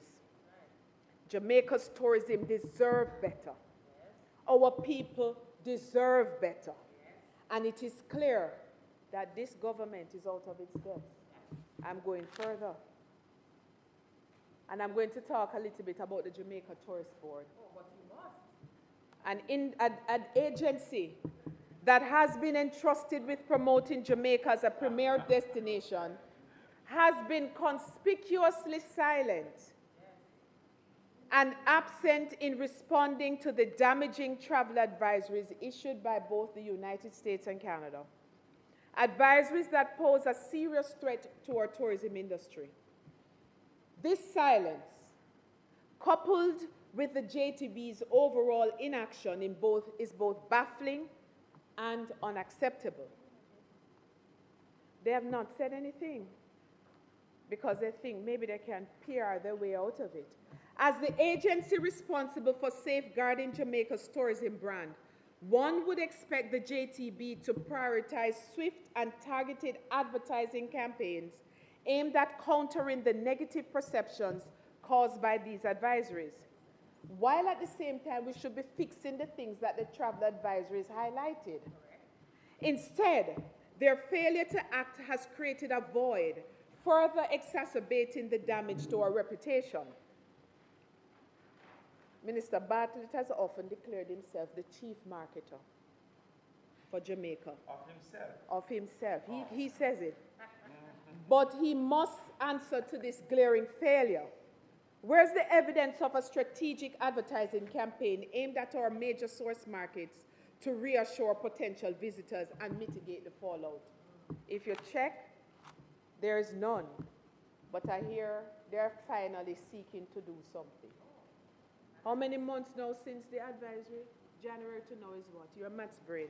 11 months. All right. I now ask today, has the JTB crafted any message tailored to address the specific concerns raised by these advisories? Or have they simply defaulted to a business as usual? Transparency is severely lacking. We have no indication of if anything has been done to place advertisements in key media outlets or platforms that would effectively counteract the crisis. There's a thing called empathy, which is woefully lacking. And let me explain why I'm connecting these two. I recall some time ago when the Jamaica Tourist Board and the then Minister Portia Simpson-Miller at the time, spearheaded some messages of empathy to the United States, our major source markets. We even got some awards for it in the aftermath of 9/11, right? Now, if you have a situation where you have some negatives against your country coming from your major source markets, you need to find some opportunity to do some work behind the scenes to sort of some people work. And that can be in the form of expressing and opening your arms of empathy to your major source markets when they have their own trials and tribulations. So, in addition to Beryl, our neighbors to the north have been affected by Irene and Milton and other natural disasters, but then again, nothing was done. So if you're seeking to negate or to remove your own negative, you can take some action like, showing some empathy. It's a little different in strategy. But this is what I'm here for, to highlight some of the strategies that could be employed that weren't. And our messages have to become a bit more sensitive to these issues. So you've heard nothing? I've heard nothing. The absence of a proactive, visible action is not just negligence. It reflects a failure of leadership and strategy. And I'm calling on the minister and the JTB to act urgently to correct this lapse and explain the plans, if any, that they have to address these issues going forward, because anything less will be a dereliction of duty. Yes. You don't think so? Further dereliction. But guess what happened? It's okay, because the dereliction won't matter for much longer, because the winds of change, the momentum. A year's March, The year is March? Yes. Well then, ABCA advise. So I guess by then we will have to fix it, no, won't we? ABCA setting you up.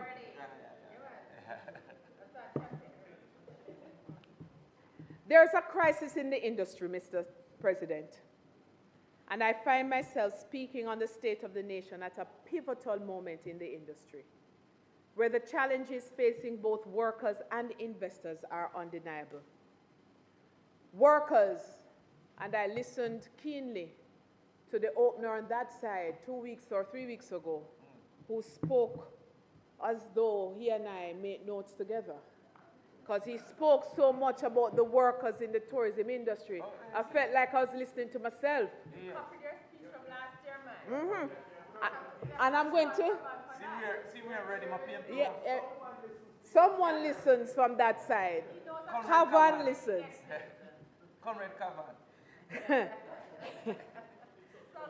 It sounds good. It has a certain sound to it. Certain, yes. So as I have said many a times, workers with full justification are demanding fair compensation and better working conditions, while investors and hotel operators are equally focused on securing the returns they expect from their investment. It is clear that the stakes have never been higher. Earlier this week, I had a thought-provoking conversation with former Prime Minister P.J. Patterson. He reminded me of the fundamental truth that every leader must recognize in regards to this industry. And he said, investors are entitled to a fair return on their investments, just as workers are entitled to fair wages and dignified treatment. The true challenge of leadership lies in recognizing that these rights are not in opposition, but are in fact two sides of the same coin. This is the balance that we must attain, and attain with urgency. The balance is important. Let me make one thing abundantly clear today, Mr. President. While some may find it politically convenient to say they are standing with the workers, I will remind this chamber that I've been standing with the workers all along. In every speech I've given in this chamber, I have spoken for the workers of this industry. The workers in the hotels, the craft traders, the transport providers, the tour guides. I know without a doubt I have consistently done this. I will continue my advocacy on behalf of and for the workers, not because it is popular, but because it's the right thing to do.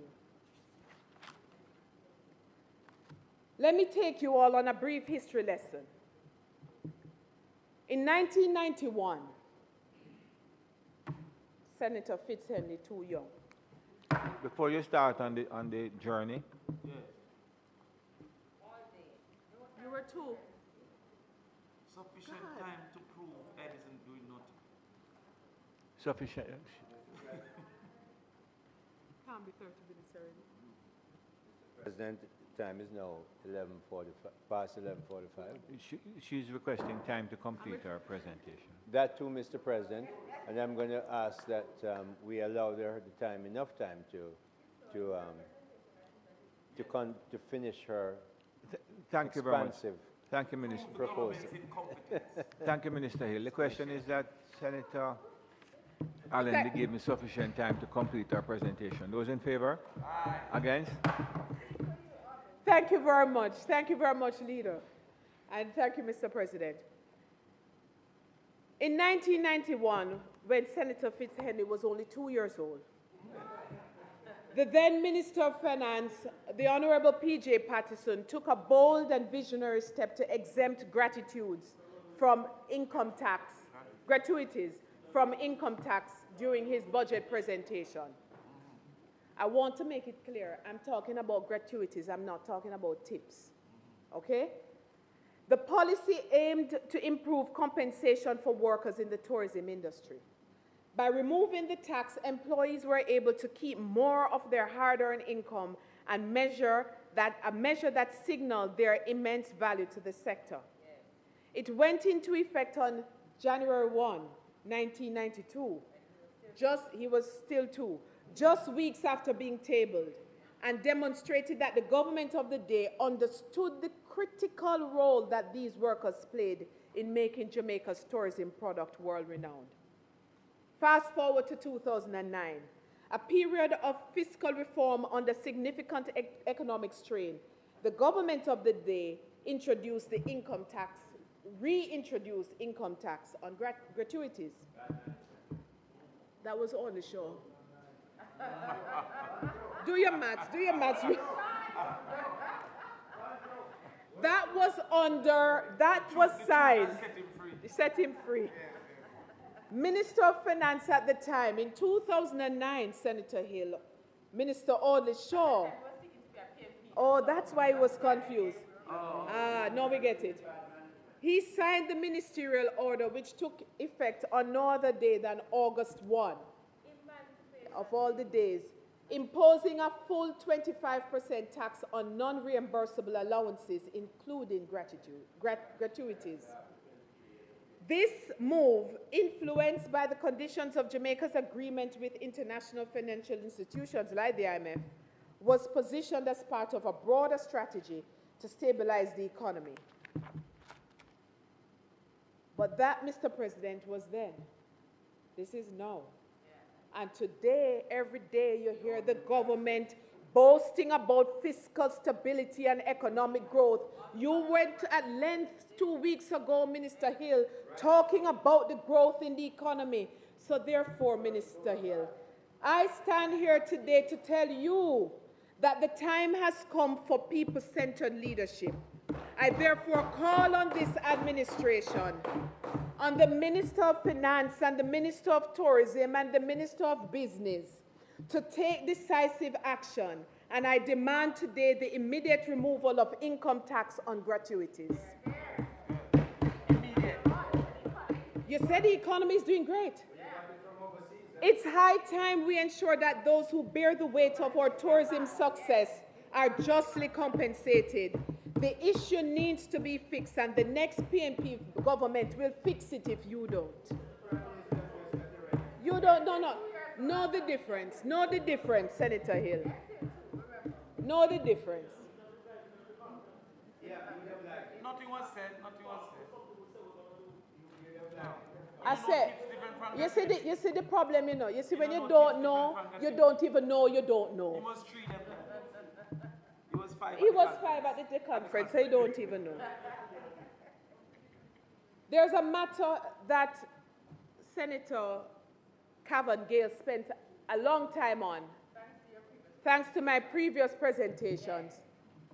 Senator Gale, there's a matter that you spent a lot of time on, and I see it reported in the paper. And you spent a lot of time on it, and over the last few years, I've spent a lot of time on it too. So I'm just going to add a few things and remind us of some of the things that I've said in the past. Yes. Because I'm sure you and I agree. Yeah. Mr. President, the abuse of short-term contractual employment in the tourism industry is an injustice we can't ignore for longer. Time and again, I have raised the issue. But today, it is critical for me to highlight it once more. Never mind it was said the other day. Felt like my speech. It's okay. Jamaicans can fully, I will repeat it so that Jamaicans can fully understand and appreciate the devastating effects of this exploitative arrangement on many of our workers. Let me be clear, Mr. President. There is a place for contractual work in the industry. The problem, however, lies in the misuse and over-reliance on it. Take, for example, a housekeeper. Might be with a hotel for 6 years, but she's engaged on 3-month contracts. So, for example, January 1, she's employed on a contract. April 30, it ends. She goes on a 2-week break, comes back, hopefully, by about May 15th or thereabout, on a new contract. This cycle repeats for years and years, creating instability and uncertainty for her. So what does this mean? It means that there is no assurance of a job after each contract. It means that if she tries to access a loan or enter into a hire purchase arrangement at courts, she might have a problem. She faces the rejection because of the lack of security of permanent employment. Formal financial institutions will not take a risk on her because of such precarious work arrangements, forcing her to turn to informal economy for her needs to be met. At much higher rate. Mr. President, the cycle is crippling. It locks workers like that housekeeper out of opportunities to own a home, access formal banking systems, and build stable, productive lives. Without the ability to secure a loan after years of hard work, sometimes they are left with no choice but to capture land and remain stuck in informal living. It's not just about employment, you know. It's about dignity and the future of our people. I must acknowledge the recent announcement made by one hotel, where they committed to transitioning employees who have been on contract for 3 years to permanent positions.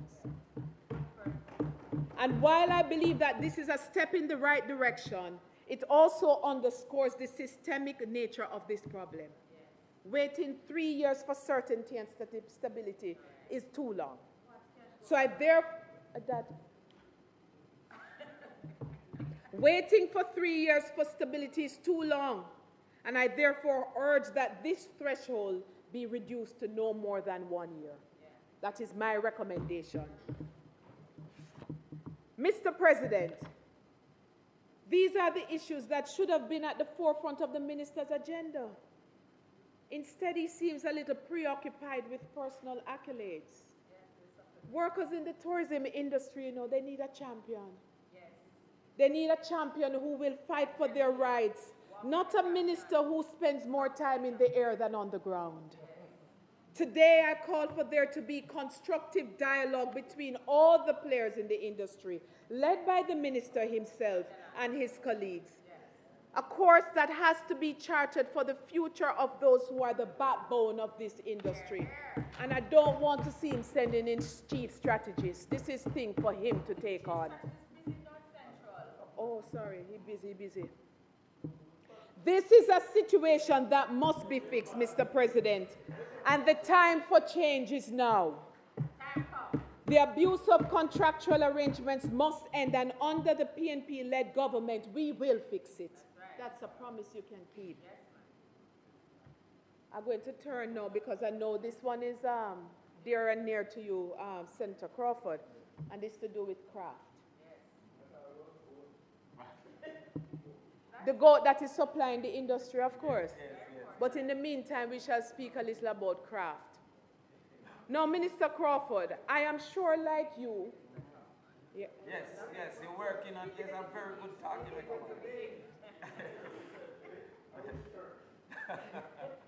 Recently, the Prime Minister made an announcement to waive the monthly fees for operators in the craft industry. You know what that fee is? Rebuffed strongly. You know what that fee is? 2,600. 2,600 per month. That is what the government offered to craft vendors. And to me, that reeks of an election ploy, designed more to garner short-term political support than to address the systemic challenges plaguing the craft subsector. Is that US?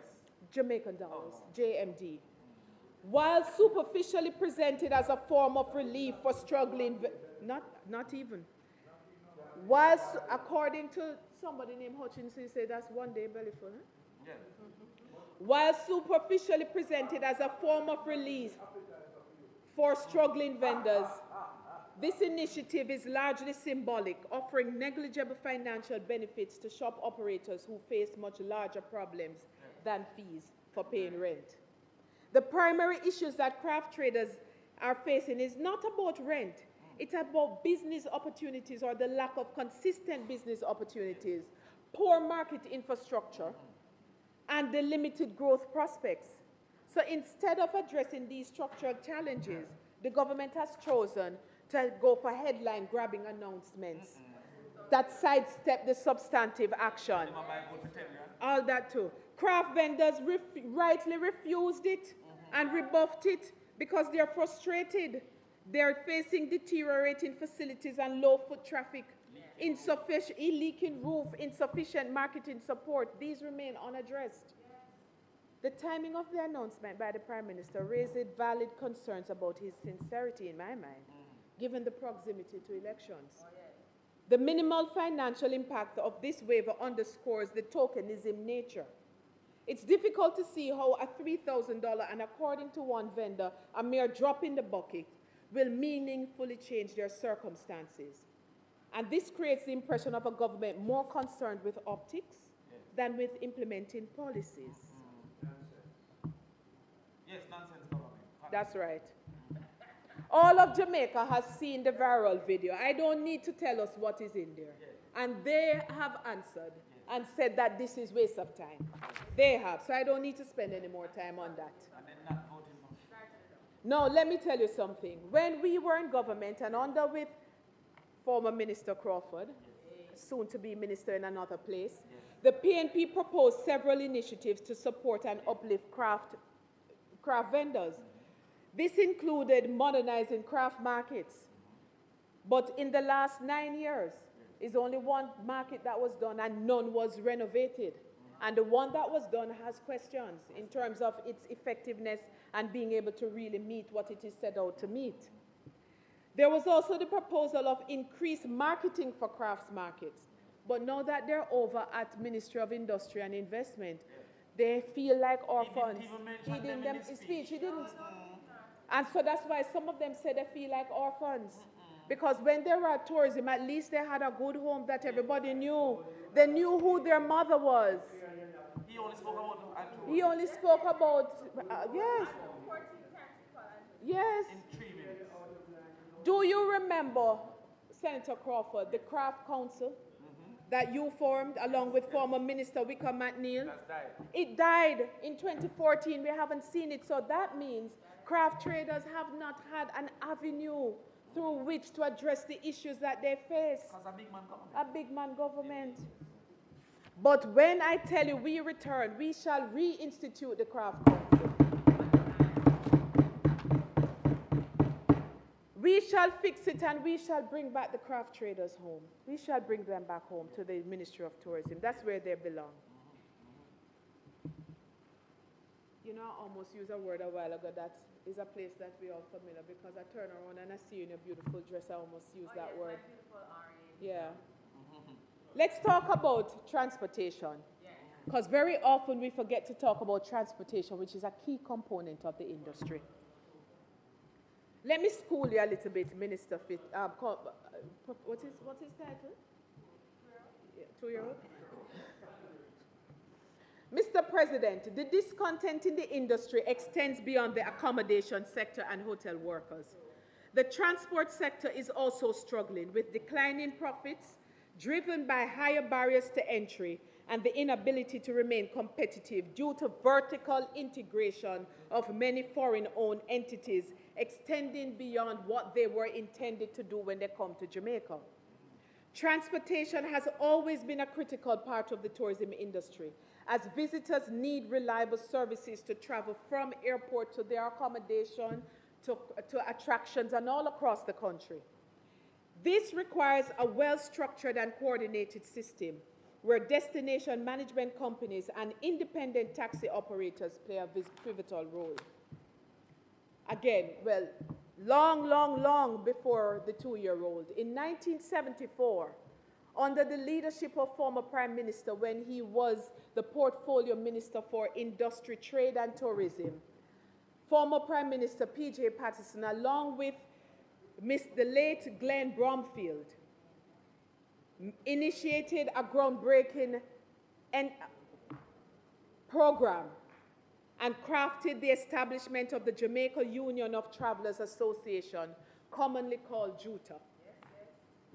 JUTA was established to empower local transportation providers and give them a stake in Jamaica's growing tourism industry.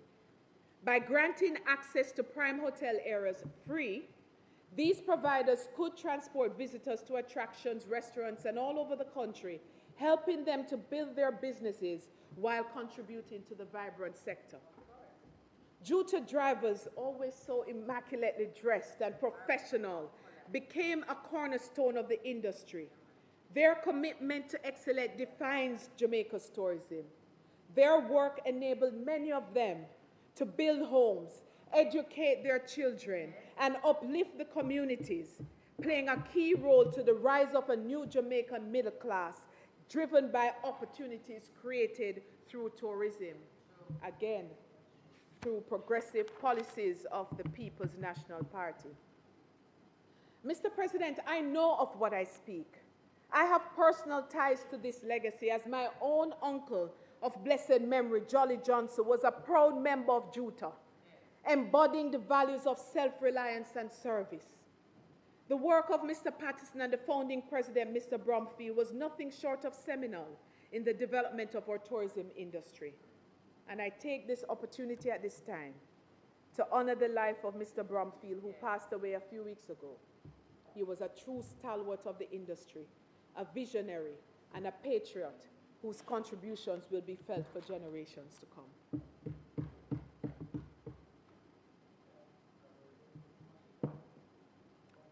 I have a lot to say. Today, Juta, J-Cal, and Maxi Taxi, that's the expansion of that industry. These drivers face mounting pressures and have been crying out for help so that they aren't further squeezed out of the tourism industry. I hear leaders in the industry speak now about the need for the industry to be more inclusive, but I will remind us all of my statement last year. I said, it is time we institute a policy whereby certain businesses are designated to be Jamaican-owned. At some point, we have to have the political will to make the move to secure Jamaican businesses. Services, I said last year, like entertainment, landscaping, water sports, staff canteen, in addition to transportation and tour desks. I said it last year, because in various places are being moved to foreign-owned companies, and this should not be allowed to continue. Let the tourism dollars trickle into the economy by ensuring these businesses remain with Jamaican companies.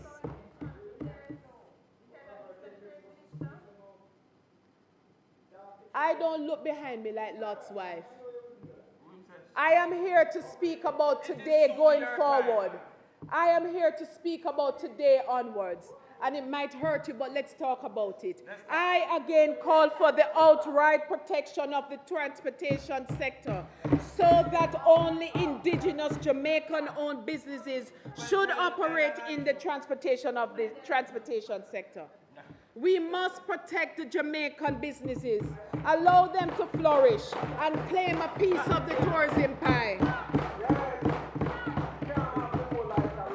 Other countries in the region have done it. What are we waiting for? It is time. If it is not done by this government, it will be done by us. So don't worry, we'll fix it. We will protect the transportation subsector of the tourism industry.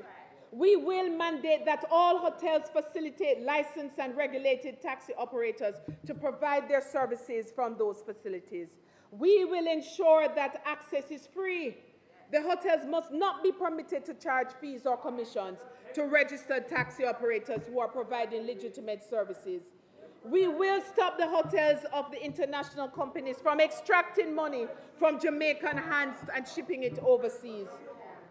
We will establish clear policies and guidelines for the sector with matching legislation.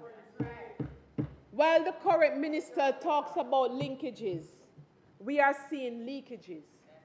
And the next PNP-led administration will plug those holes. Where there should be trickle down, it's all trickling out, and that must stop. There's not enough right now to trickle down for all of us so that it can be just allowed to be extracted from the economy. When a taxi operator, when a Juta or J-Cal or Maxi operator has to pay upwards of $5,000 US for a park and plus $500 a month, that's not linkage, that's leakage. This will stop under this next administration. The current minister, Ed Bartlett, has presided over the greatest leakage this industry has ever seen. All of it was allowed to balloon under his watch and continue unchecked. This industry is in crisis and the transportation subsector is crying out for help. But it seems the minister can't hear. He's elsewhere. But I am listening. I'm taking note because when we get there, we shall fix it. Mr. President, tourism does not operate in isolation. It depends on a functioning ecosystem. Roads, infrastructure, public services, community adoption, and people. Since the Tourism Master Plan for Sustainable Development was implemented in 2002, there has been no real assessment of the strain the current tourism model places on our environment. I said it last year, you know. Nor has it taken any consideration for the impact that it has had on the infrastructure and our people. The question must be asked, have we truly considered how this impact is affecting all these systems?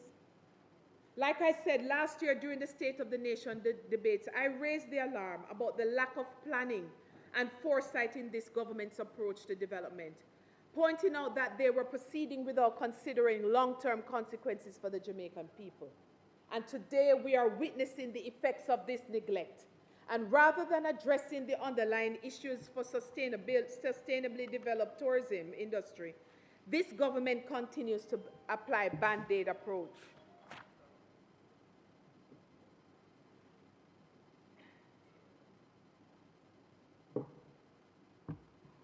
I'm going to repeat what I said last year. Last year I said, you can't speak of investment without speaking of capacity. A responsible government will develop according to a plan that is beneficial to the people, to the environment, and the overall economy. A balance must be struck. Last year, I called for there to be a development policy to guide what types of investments and where the developments are to be located, because it would be unfortunate for us to continue grabbing at all investments to the detriment of our people and environment. Let us be smart and considerate with the development plans. The People's National Party government will undertake to have a defined development policy that guides this process because we are mindful of the impact this current approach is having. We welcome investments, but we must be guided by the requisite studies to facilitate. Those were my words last year.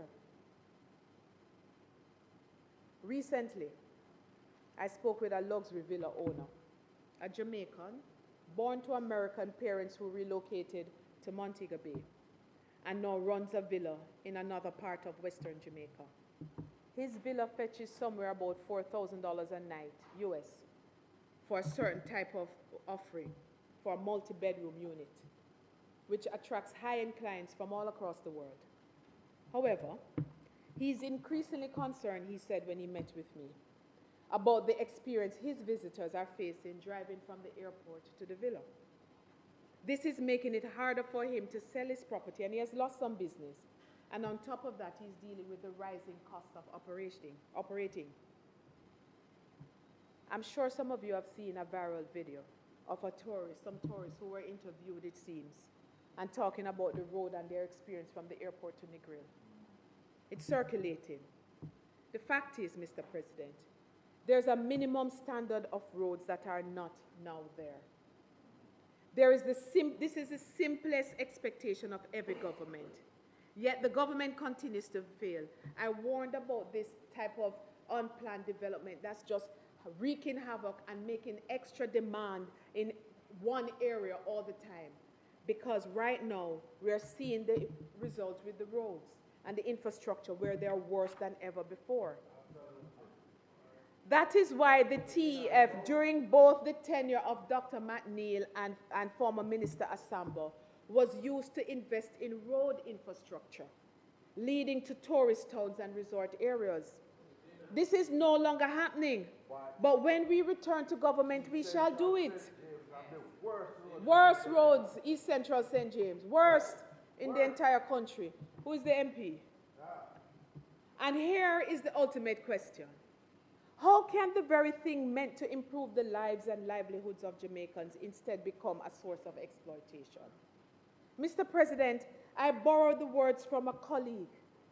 What can go so?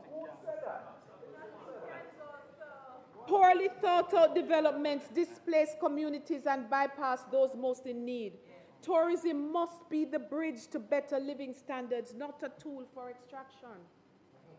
Mr. President, the difference between this government and the next PNP-led government is the focus on sustainability and development that pays keen attention to the impact of said development. Yes. That's why we have the Tourism Master Plan. Yes. And that is why when we return to government, we will ensure that future development of the industry will be predicated on a plan. We will not be focused on announcements of just hotel rooms. We will focus on announcements of how many Jamaican lives are transformed.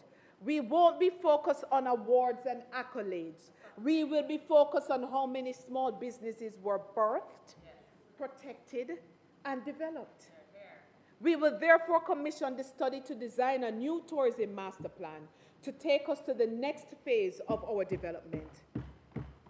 This will be the priority for the next government led by Mark Jefferson Golding, the next Prime Minister of Jamaica.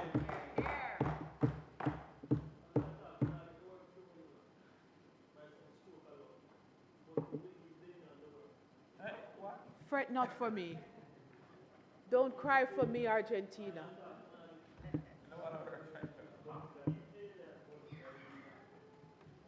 Fret not for me. I am here to be of service to my fellow citizen in whatever way that service is defined. I am here for the bigger picture, for a better Jamaica for all Jamaicans. Worry not for me. All right. Mr. President, we stand at a crossroads, and it is clear that the decisions we make now will shape the future of our tourism industry and our economy. The time for change is upon us, and it begins with a clear vision for action. A new deal for workers. We must take decisive steps to protect our workers and ensure that their rights are not just promises, but realities. And we will start with the following. Ending rolling contracts and ensuring that job security for all our workers so they can plan a future with confidence. This will mean mandating fair wages and improving working conditions to ensure dignity, respect, Senator Gale, in every workplace. It also means introducing incentives to employers who invest in worker welfare, fostering a culture of care and mutual growth. When we return to office, we will protect indigenous Jamaican businesses like transportation. We must place protections for our local indigenous businesses. We must ensure that policies are in place to protect their interests while encouraging growth and innovation. The next PNP government will also have focus on resilient and inclusive growth, building a tourism master plan for sustainable development.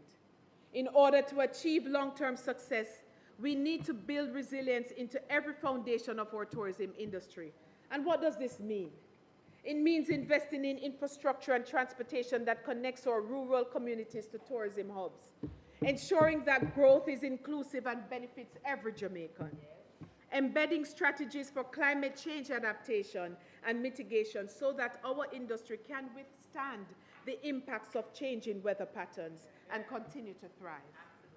Implementing robust technology-driven programs to preserve and restore our beaches and mangrove forests, ensuring that our natural resources are protected for generations to come, even in the face of inevitable effects of climate change.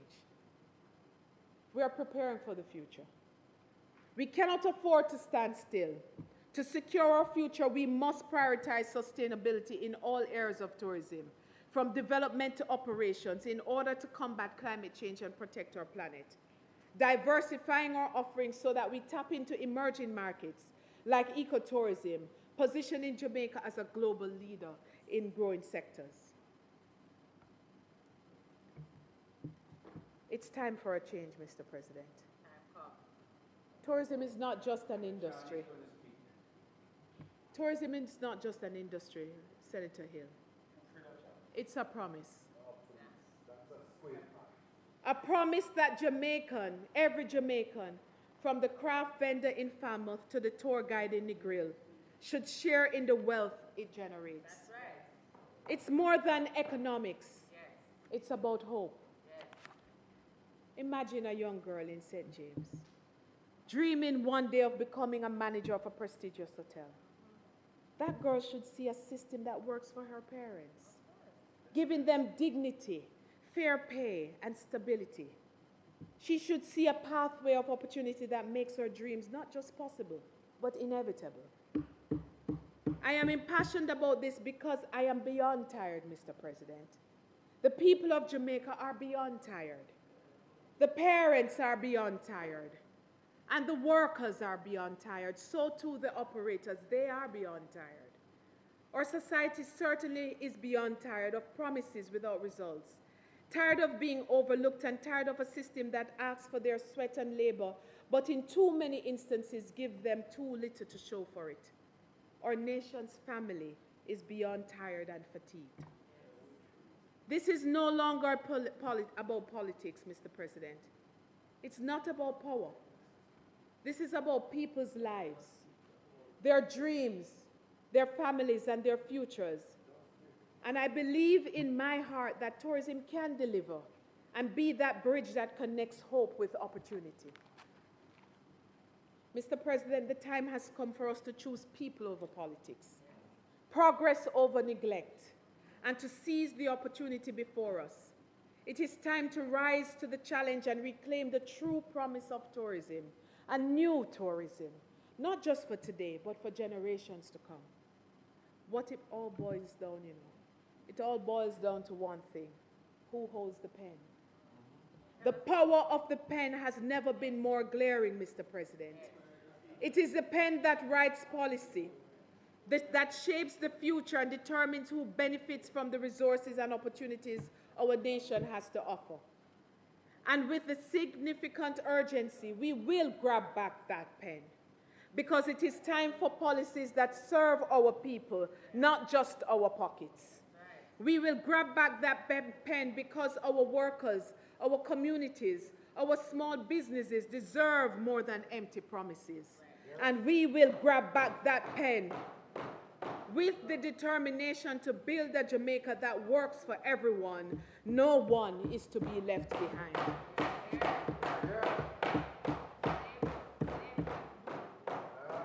Jamaica. Good governance and leadership needed urgently. Jamaica, we hear you. Jamaica, this is no joke matter. We see you. And we are coming to your rescue. Together we can build a tourism that serves every Jamaican, from St. James to Portland to St. Elizabeth to St. Anne. We are here because we believe that tourism can lift every community and fulfill the dreams of every citizen. Together we can restore hope, create lasting change, and ensure a future where every person matters. So let us therefore rise to the moment. For the future of our nation depends on the choices that we make today. I thank you, Mr. President.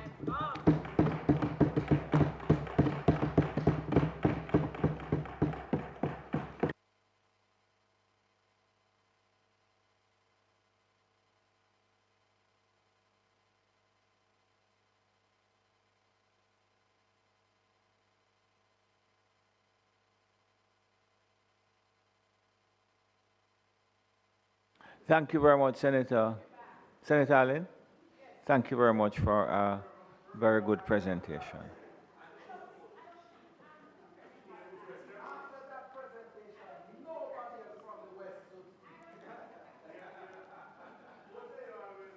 Senator Sinclair. Thank you, Mr. President.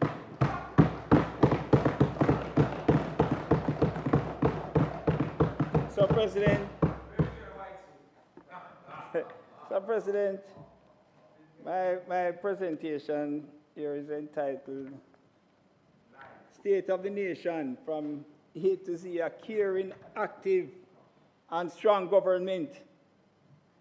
Covers a myriad of topics which I deem of interest based on many achievements of this administration and the leadership of the Honorable Prime Minister Andrew Holness and his entire team. Mr. President, we have done, continue to do, and will do, for we care and we are strong in action. Mr. President, this debate takes place at an important juncture. Jamaica is entering another election cycle when the electorate will be called on to cast their ballots to determine their government. Mr. President, in this chamber,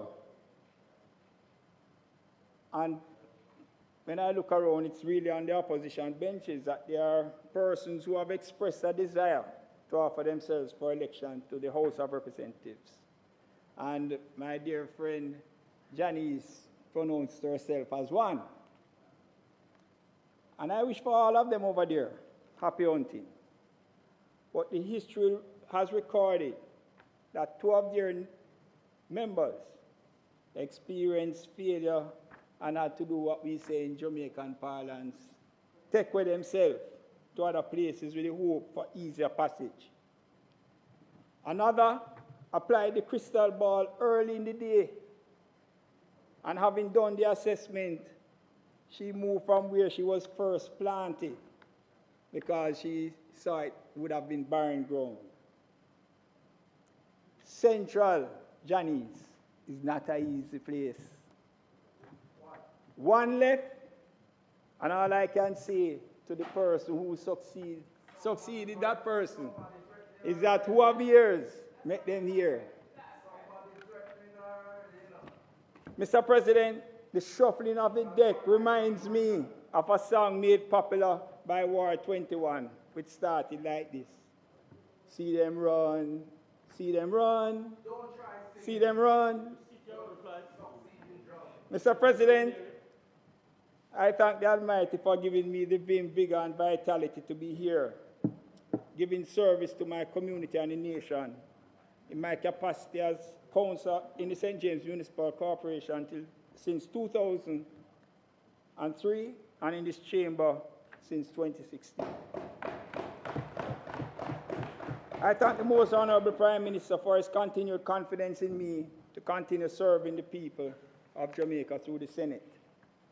I thank my family for their continued support, advice, and constructive criticism. The 22 years I have given to the communities of Flanker, Providence Heights, Flower Hill, Ironshore, Carl Gardens, and Spring Farm have taken me from their physical presence, but we keep each other in our hearts. Ask the Rasta down there what happened to him in February of 2024. To my extended family, the residents of the respective communities, I thank you for your support over the 5 consecutive election cycles in which you have returned me as your local government representative. I commit to advocating the needs of your respective communities. Mr. President, I extend my gratitude and appreciation to you and the leader of government business for your guidance and support. Equally to my Senate colleagues on both sides of the aisle, and to the Clerk of Parliament and her staff. Thank you all as we share this space in the service of the people of Jamaica. Mr. President, members, I seek your indulgence to allow me to congratulate Senator Don Webby. They say once a senator, always a senator, on his elevation to the rank of Order of Jamaica. Senator Webby is a committed Jamaican who, in spite of being the leader of a company with global reach, participated in the legislative process, making sterling contributions in this chamber. Don Webby operates on a single principle, Mr. President, which is what is in the best interest of Jamaica and the people of Jamaica. Mr. President, on a personal note, I had crossed paths with Senator Webby many years ago at Boys Champs. He competed for St. George's College, and I for the great Cornwall College. I competed for Cornwall College, Damien. Believe it or not. It was in the 100 meters. Both Dan and I medals. And I won't say who beat who. But both of us medals. We both medals.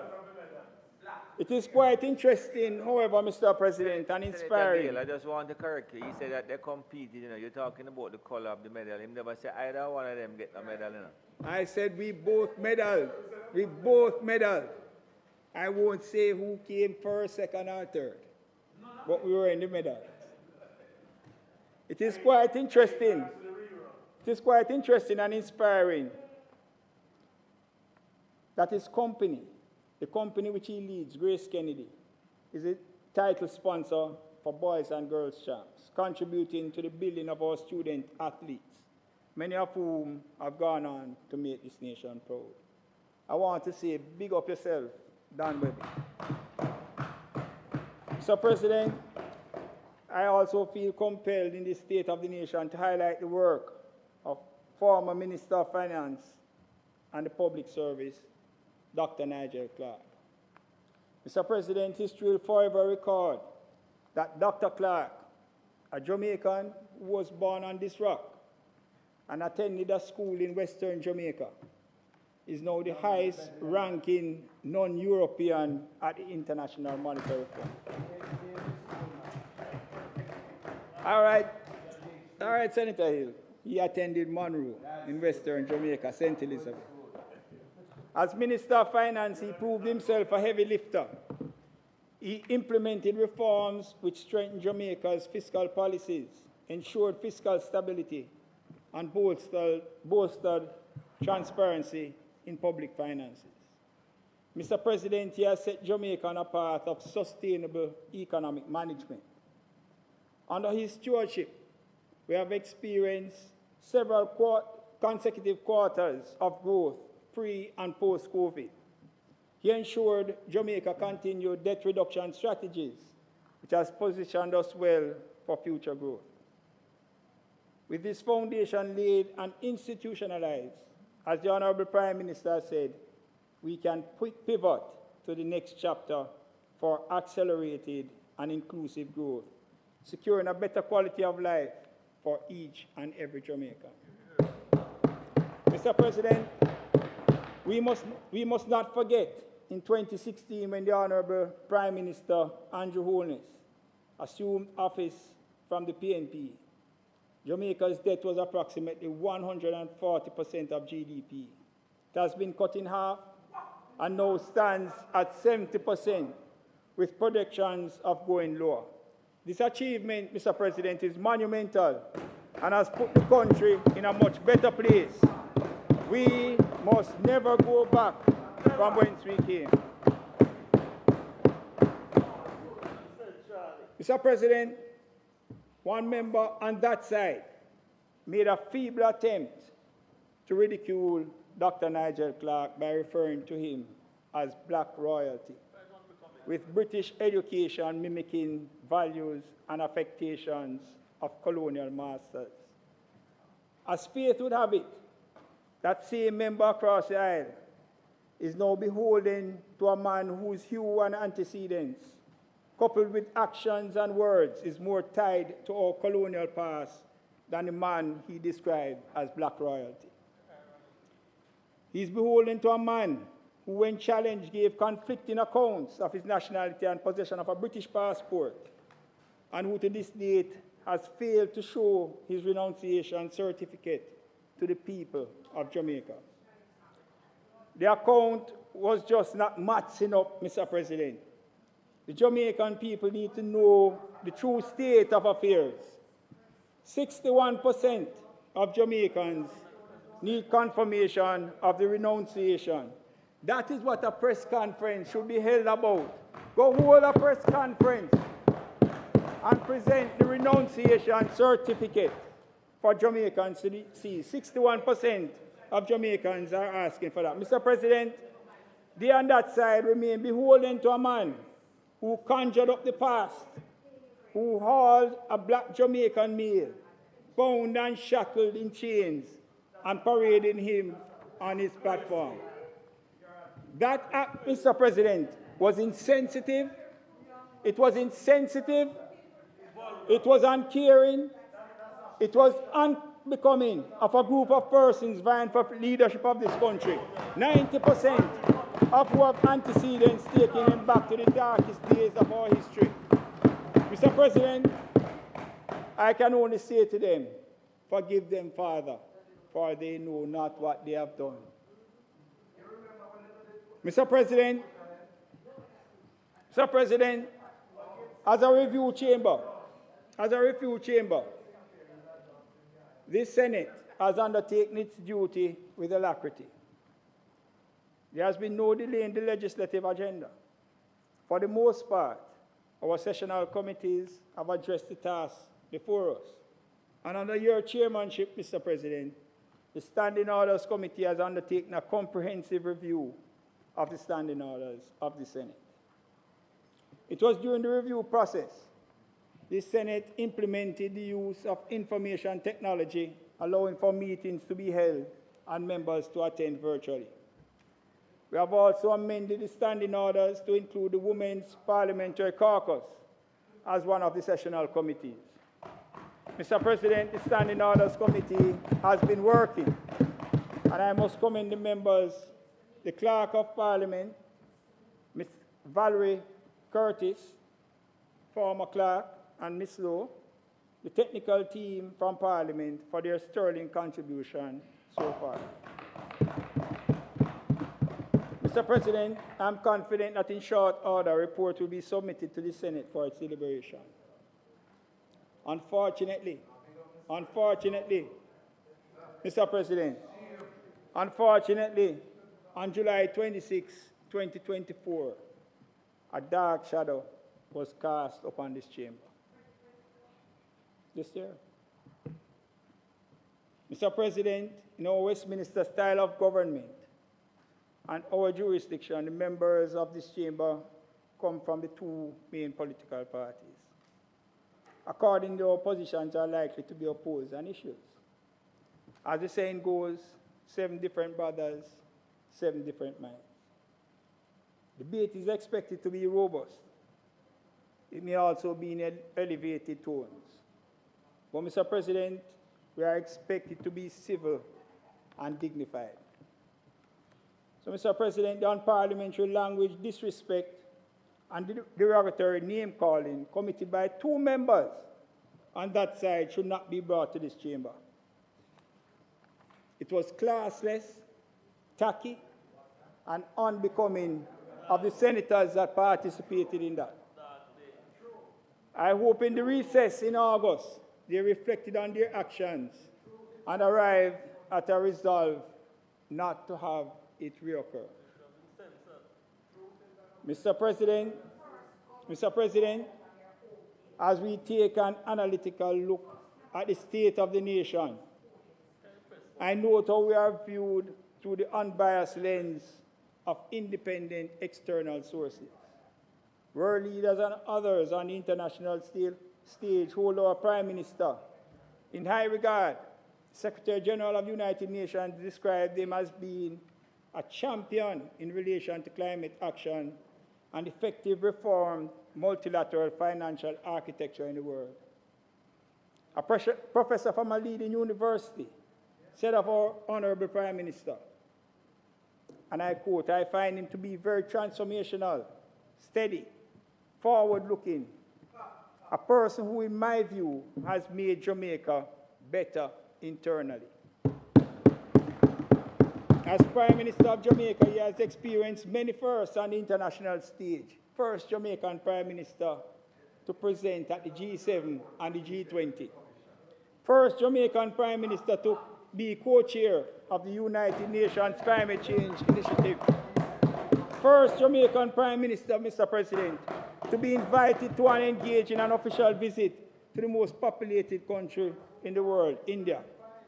This is a country It's a country which we have had bilateral relations from 1962, and it is Andrew Michael Holness, who is the first Prime Minister who have been invited to that country for bilateral discussions.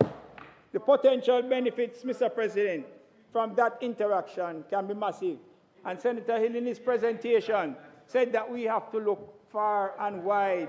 We cannot confine ourselves to a small market that we have in this country. We have to look outside. I expect massive benefits from that interaction with our Prime Minister. Mr. President, only recently, Jamaica and our Prime Minister was heralded as a superpower in the Caribbean by a member of the foreign press for our achievements. Under the leadership of Honorable Prime Minister Andrew Holness, Jamaica's credit rating has improved to the most positive it has been, B1. In simple terms, the independent international assessors have assessed our credit worthiness at a level much more encouraging than at any time in Jamaica's history for investment. Investment equates to jobs and potentially higher paying jobs. To secure the desired investments with quality jobs, we must ensure that we produce a more educated and skilled workforce. And it is for this reason why Honorable Prime Minister is active and strong in implementing policies to facilitate training and higher learning for our citizens. In that regard, Mr. President, we have seen the removal of tuition and administrative fees for persons attending Hard Trust up to the associate degree level. We have seen the removal of the need for guarantors for persons applying for students' loans from the Students' Loan Bureau. We have had the LIFT program implementing learning and investment for transformation, which provide high school graduates with long-term opportunities for education, employment, and social integration. This program targets 2,500 young persons over 5 years at a cost of $2 billion. Mr. President, I recall in this chamber, we amended the Defense Act so as to introduce the Jamaica National Service Corps, a program for young people between 18 to 23, to be trained in various disciplines and provide a pool of trained persons who may transition to JDF or other areas. To date, Mr. President, over 6,000 young people have been certified. And Mr. President, we are undertaking and implementing the reforms in education. And on Sunday, the Honorable Prime Minister spoke about the work that has to be done by truancy officers. Mr. President, too many of our youngsters have been missing school. And I have, in a previous presentation that I made, said that there should be an amendment to the education code. It cannot be that children can be deregistered because they miss school for a month. They should never get to a month without someone determining why is that child not in school. If you miss school for 3 days, somebody must be checking on what is the reason that has caused this child to be absent from school. It may be illness, it may be economics, it may be abuse. There must be a check. 3 days should not pass without our children being checked on by the school. And so truancy officers, the program outlined by the Honorable Prime Minister is something that I support fully. Mr. President, it is without a shadow of a doubt that in Andrew Holness, Jamaica has a good leader. I refrain from saying great because I leave in that little space for next year when I make my State of the Nation presentation. Yes. Whilst those on that side, Mr. President, whilst those on that side, in their blind quest for power, put out false narratives on the Prime Minister, I say to them, I say to our Prime Minister, be of great courage, for when the wicked, even your enemies and your foes, come upon you to eat your flesh, they shall stumble and fall. Straight out of the Bible it comes from, Mr. President. Mr. President, Mr. President, under this administration, our standing by Transparency International has us at a better ranking than at any other time, even under the PNP. We have a better standing by Transparency International and the Corruption Perception Index. It is a matter of record that it was the Jamaica Labour Party which passed legislation to create the Office of the Contractor General and the Integrity Commission. It is this administration which has resourced the Commission with an even higher budget, now amounting to $2 billion, Mr. President. This administration is active and strong in respect to removing the scourge of corruption from this country. Mr. President, the sums provided to fund the Commission is that of taxpayers of this country. And it is their view, not my view, their view, that the work of the Commission must be carried on fearlessly, objectively, and without a hint of bias. The Commission must have the trust not only of those it has a duty to scrutinize, but more so the public at large. Mr. President, as I view the comments of the public in mainstream and social media here and across the diaspora, there's a divergence of views on the Commission, which leads me to the conclusion that there's not a unified position as it relates to public confidence in the Commission. In fact, a poll done had a majority of Jamaicans as not having confidence in the Commission. In 2020, the lack of confidence reflected at 37%. In 2023, Mr. President, it increased to 51%. Headlines across various media read, Integrity Commission struggling to gain public confidence. The Integrity Commission Act is currently under review, and I trust that any weakness or gaps or genuine concerns regarding the final outcome will bring improved trust and confidence in the Commission, and the principles of fairness, objectivity, transparency, and accountability will be its hallmark. As parliamentarians and the persons within the Commission at every level must do our utmost to bring positive change in the public's perception of this very important body. Mr. President, in examining the state of the nation, we must note the following, that our net international reserves standing at $5.2 million, or 26 weeks of goods and services, which ensures stability in our currency, allowing our economic planning and maintenance of the debt reduction strategy. Mr. President, we have brought unemployment to the historic low of 4.2%, and across all genders, and our youth in particular, we are at a better place than under the PNP. Under the PNP, Mr. President, when you look in all genders and age groups, unemployment was in double digits. This administration is active and strong.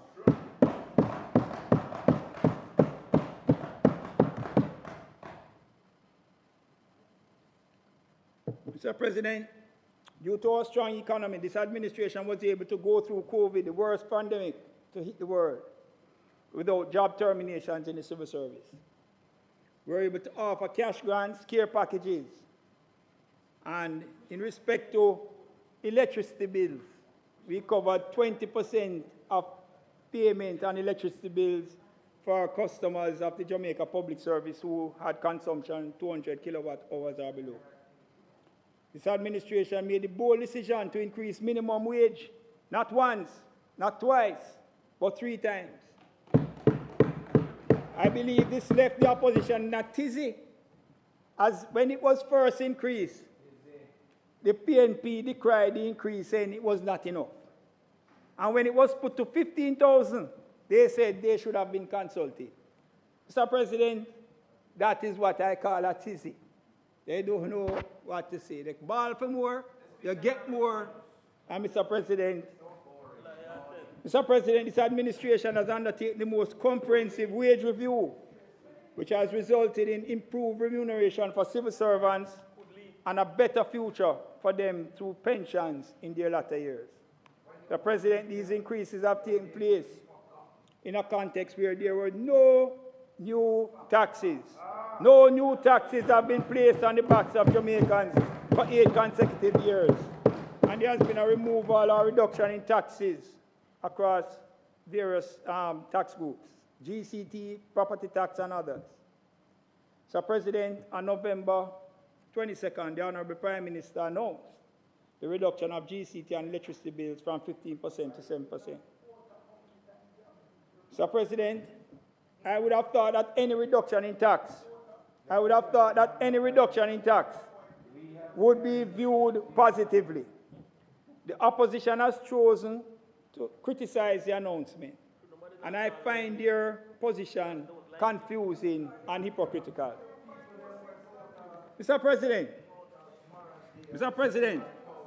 leading up to the 2011 election, the PNP, then in opposition, said they would remove GCT and electricity bills in 2011. November, as a matter of fact. At that time, GCT stood at 10%. Gleaner publication of November the 23rd. Announcement made by the Honorable PNP President Portia Simpson Miller said removing the GCT and electricity would assist burden households. GCT and electricity was 10% at the time. Mr. President, lo and behold, when they got in 2012, there was a budget presentation. The first thing they said, GCT is going to be increased on electricity bills to 16.5%. 16.5% in 2012. So they rolled back. They went back. Mr. President, later on in that same year, they went back and they said that they are going to remove it. They are removing the GCT on residential.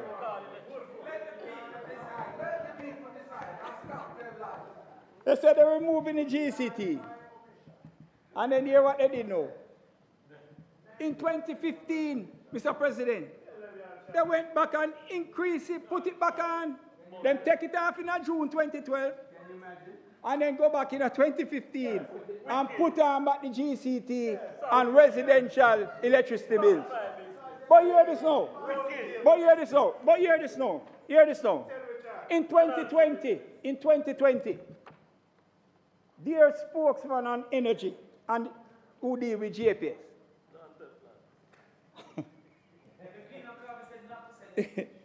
Minister, Shadow Energy Minister Philip Palwell said to this administration that we were to remove the general consumption tax on electricity bill in 2020. So guess what? Mr. President, they blow hot, they blow cold. When they're in, them increase. When they're out, they say they want a decrease.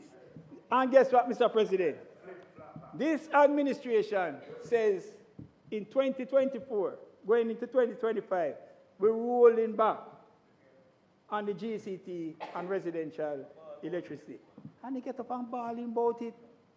But their opposition spokesman in 2020 appealed to this administration, remove the GCT and electricity bill.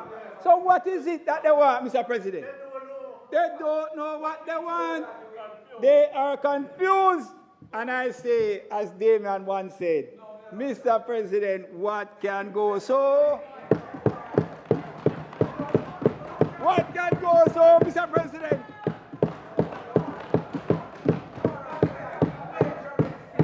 Mr.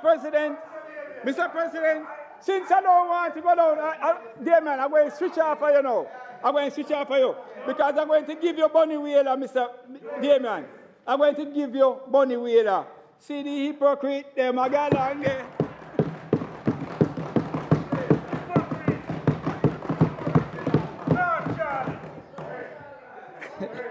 Mr. President, Mr. President, today,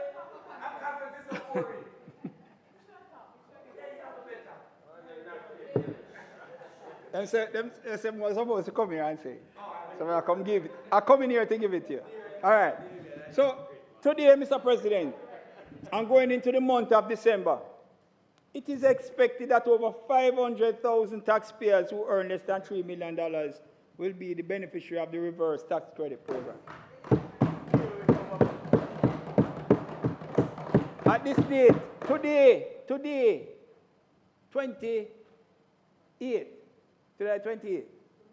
of November, 29, 290,000 Jamaicans have received payment of 20,000 in cash through this policy implemented by a caring government. Mr. President, I have met several of the beneficiaries of this $20,000 cash. In fact, one of them is a staunch supporter of your side. Yes, man. And she said, look here, at the first I ever get back anything from government. Mr. President, you know that even if you overpay on your property tax, the government give you a piece of paper, says a credit to next year. This administration is the first administration that I know that is giving back cash to Jamaicans.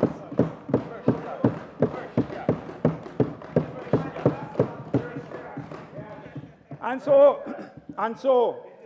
I want to encourage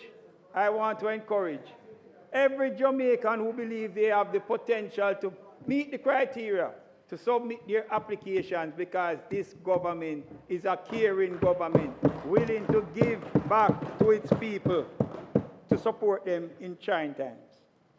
Mr. President, I was happy when the Prime Minister said we have to be inclusive. We have to be inclusive. And so we are including others in the give back. Persons, Mr. President, persons who the Ministry of Labour and Social Security will undertake a survey of vulnerable groups, people in park, pensioners, to establish on a need basis, on a transparent basis, persons who can also benefit from a $20,000 cash give back. I find it strange when the PNP spokespersons come out in criticism, government giving back, and them are criticized. From their comments, they seem to suggest that the government should not implement the measure, because what else is there to say? Mr. President, it is expected that the cumulative effect of the aforementioned policies of which I spoke will have a positive effect on the economic activity. When you look at it, it is a win-win. Win for the person receiving, win for when them spend it back into the economy. It's a win-win. Mr.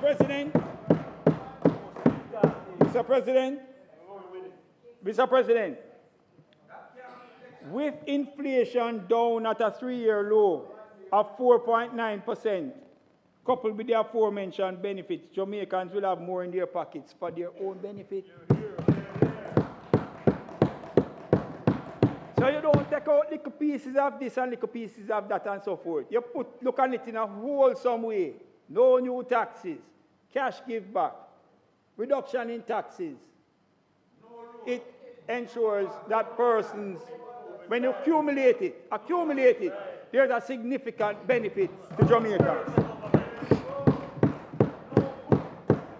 Mr. President, this administration is working for the greater good of all. So, Mr. President, the time spent by the opposition in government is something that we have to look at between 2012, we now go way back, 2012 to 2016. Presented Jamaicans with $60 billion in new taxes. $60 billion in new taxes. Whilst they were putting those taxes on the backs of Jamaicans, we were under wage freeze and we were under double-digit inflation. That is what PNP gave to us between 2012 and 2016. Mr. President, I can only describe that as a hold down and take away government. The PNP placed Jamaicans, Mr. President, of all socio-economic levels on the operating table, whether they were rich, poor, or in between, and removed their organs without anesthetics. That is how I describe their activity between 2012 and 2016. And Mr. President, they did it then in spite of the promise that was made by the Honorable Portia Simpson Miller, remove GCT of electricity bill, put it on and put on more. They did it then and they will do it again, Mr. President. Mr. President, in the last few weeks, we have seen some expressions of displeasure by hotel workers at several hotels.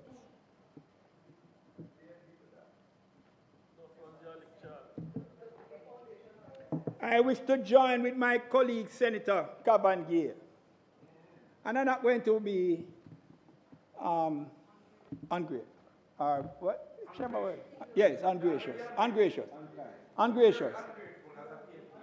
Because, Janice, I tell you, some of the things that you said today in relation, and you will hear it when I go forward. I agree with you. Right? But then, you know, the part that I went away from you, because when we talk, we must talk the whole truth and not most the truth. And I'll point them out to you.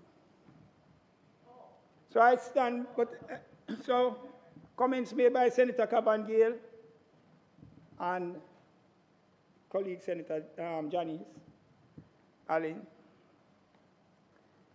I want to say that I stand with all the workers who give up their best in any sector and who do their work diligently and honestly.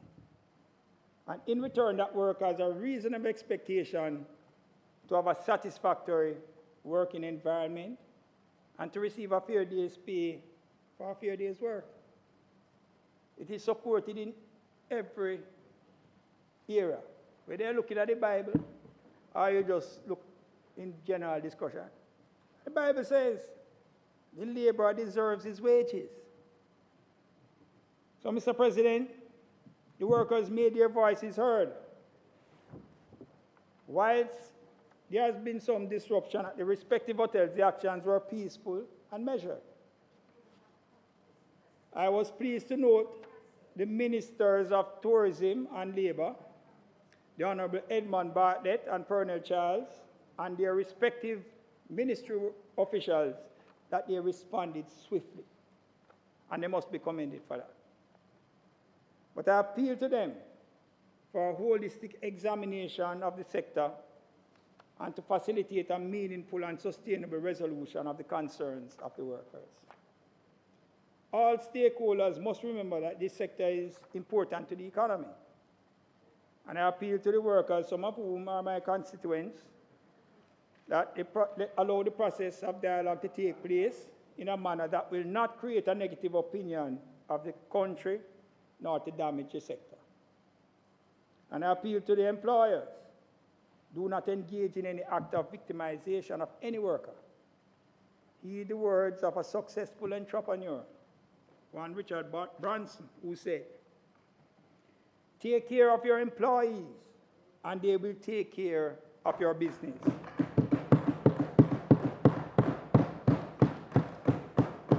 Train people well enough so they can leave, but treat them well enough so they don't want to. Minister, 120. Mr. President, it's now 1:20. Somewhere or the other. Somewhere east of Jamaica. Yeah. It has been 1:20, and so we're asking that the time be extended to finish the work of the Senate. The question is that the Senate be allowed to sit beyond beyond 1:30 to complete the business of the day. Those in favor? Thank you. And also, the question is that member be permitted time to complete his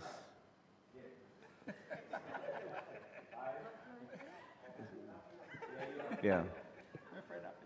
By convention, Mr. President. Right, so the members' time for speaking having expired, I propose that we, in anticipation that there's some quality coming towards the end of his presentation, that we give him time sufficient to reach to the better part of his presentation. Thank you. Members should have heard the question. Members should have heard the question. Those in favor? Aye. Thank you, Senator Sinclair. Thank you. Thank you. Thank you very much, Mr. Bunting.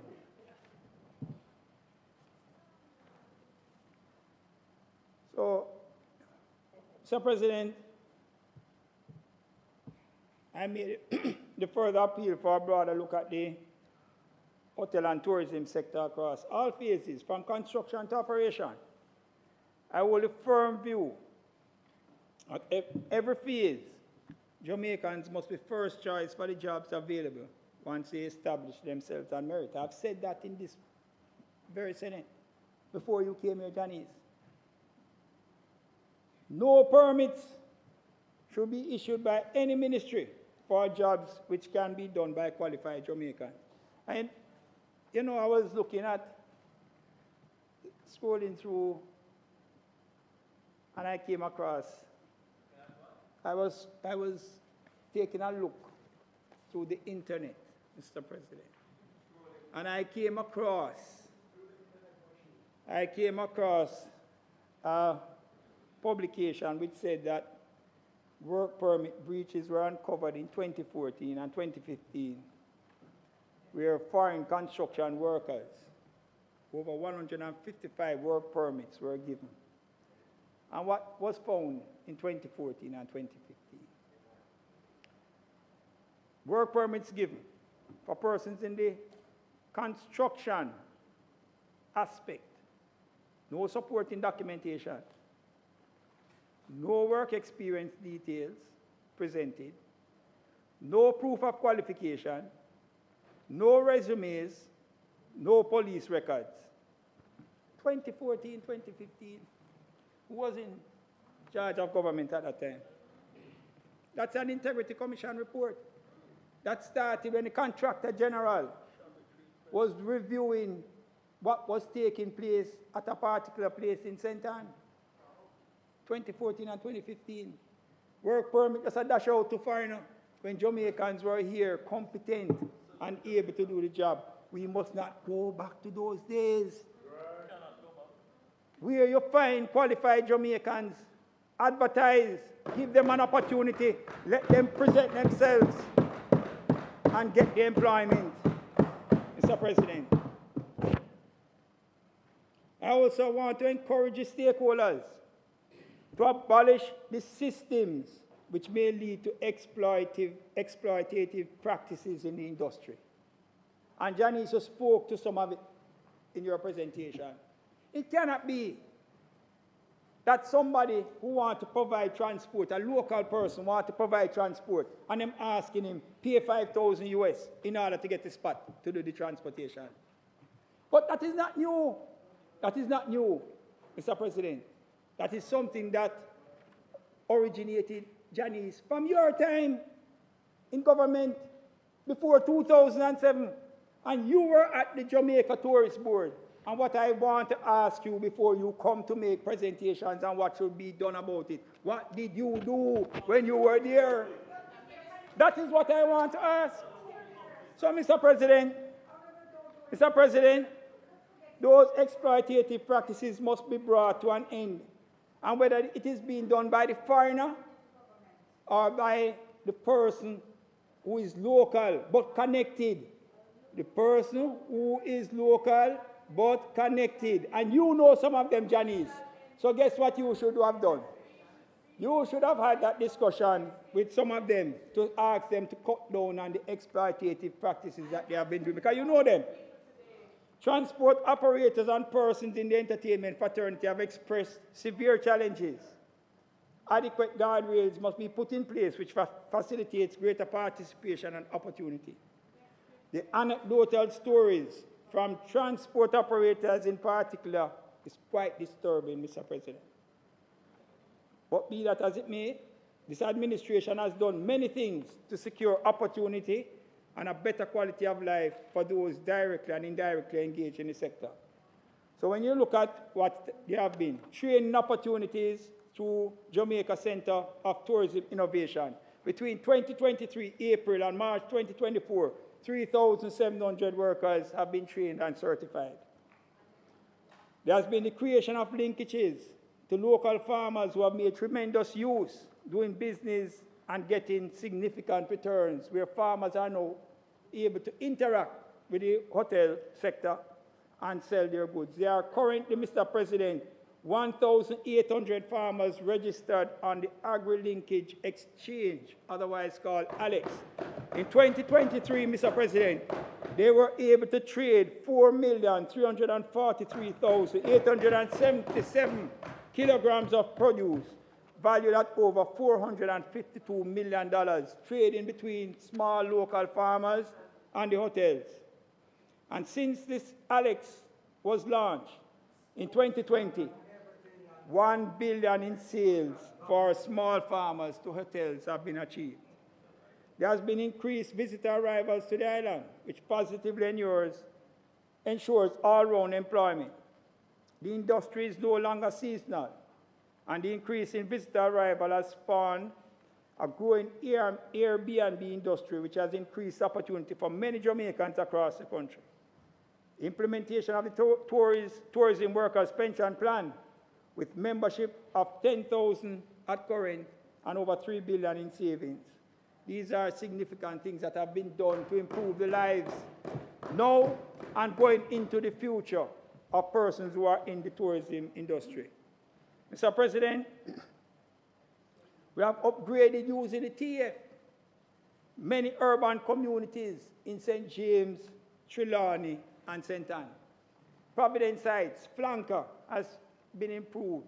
Infrastructural improvement you have seen there. Grange Pen, $960 million was spent through the TEF to do infrastructural work for improvement in that community. Lilliput, Mr. President, $190 million expended to improve the infrastructure and to improve the quality of life of people residing in that area. Barrett Town, Shaw Park in St. Anne. And when you look on the beach upgrade, Harmony Beach Park is a sterling example. UDC joining and partnering with TEF, $1.3 billion to construct the beach park, Harmony Beach Park in Montego Bay. Mr. President, to come under the leadership of the Honorable Minister Edmund Bartlett, Housing Solutions in partnership with developers of hotels, 4 major hotel chains have committed to constructing 2,000 residential units for industry employees. And Mr. President, on Sunday, the Prime Minister announced the removal of tax on, whether I want to call it tips, I want to call it gratuities, basically it comes down to the same thing. In the technical sense, it is not the same thing. In the technical sense. But we know what the Prime Minister is talking about. So don't bother think that you're making a call. You can't call for something that's done, announced already. Mr. President, our Minister of Tourism is in the air. But when he goes in the air to achieve something, to ensure that our arrivals are increased. And we have increased arrivals year on year in this particular industry. Mr. President, as we continue to make strides to reduce unemployment, I am going to call on the administration to take a look at the Criminal Records Rehabilitation of Offenders Act. Mr. President, the production of a police record is a requirement of most employers or for registration for professional or vocational purposes. So the Electricity Act, for example, Mr. President, one in which I sat in the Senate when it was passed, requires the presentation of a police record as a precondition for a person to be registered or licensed as an electrician. In 2014,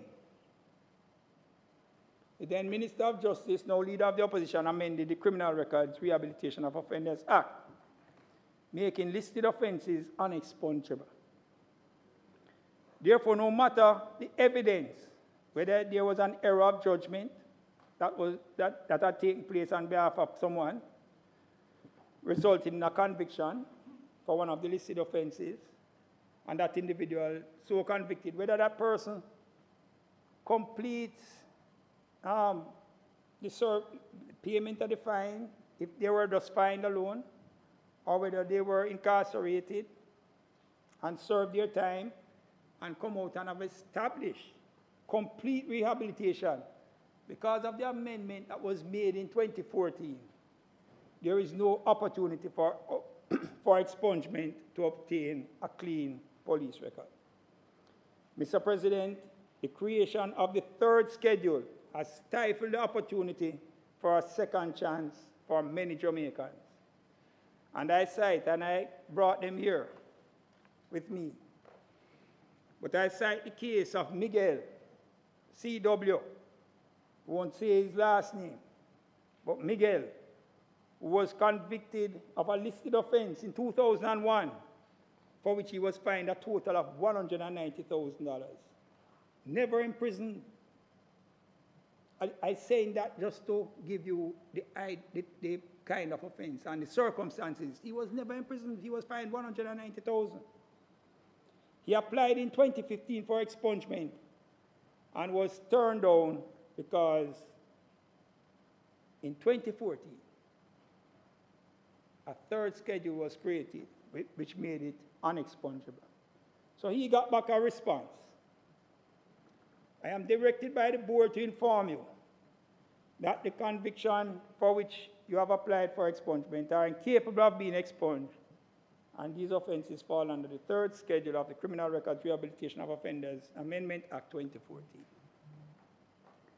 There's also the case of Courtney L.S., sentenced in 2002. Interestingly, this man is an electrician, and all he's doing is trying to expunge his record.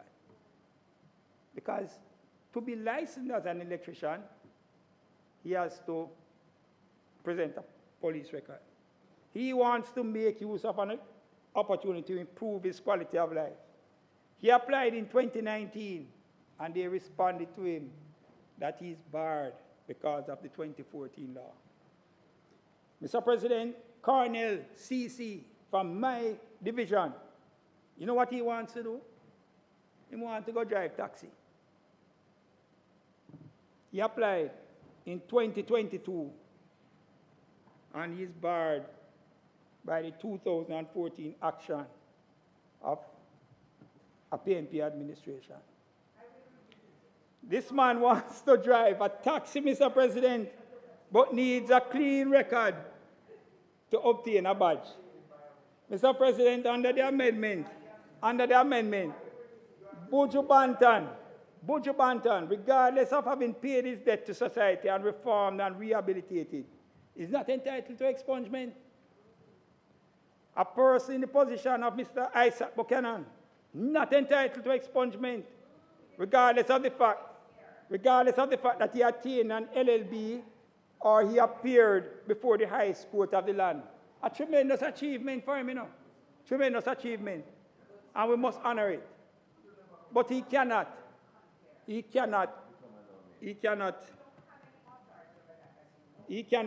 expunge his record. Mr. President, there are many Jamaicans who want to work and to do so lawfully and make a contribution to the growth of the economy, but cannot do so thanks to Messrs. Golding, Bunting, Crawford, Brown, Fraser-Beans. All of them approved the inclusion of the third schedule in the Act. All of them. Fraser-Beans was here too. And Lambert not here, but she was here. They have been, Mr. President, the effect of the 2014 amendment is that they have given a life sentence. They have been given a life sentence. These people have been given a life sentence by the PNP. And they have been pushed to the sidelines or the proverbial rubbish heap. Or to the proverbial rubbish heap by those who sat and amended the law in 2014. Mr. President, if the aspiring MP did not have links, would he be called to the bar or to the position for which he now aspires? A links do it. Mr. President, if Buju was not an entertainer with international acclaim, would he get the privilege to travel or earn? What they did by this is links you have to have in order to do that. The Colonel cannot apply and get an expungement because of what you did, Sophia Prater-Beans. Mr. President, Mr. President,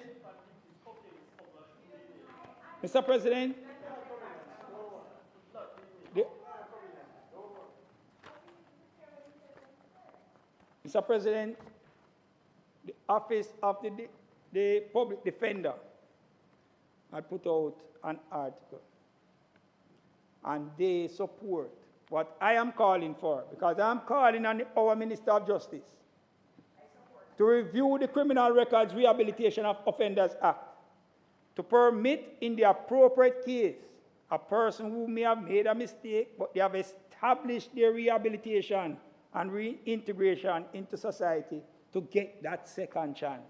We must give every Jamaican an opportunity at that second chance, Mr. President. Mr. President, this call that I make is consistent with other second chance legislation which have been passed by this administration.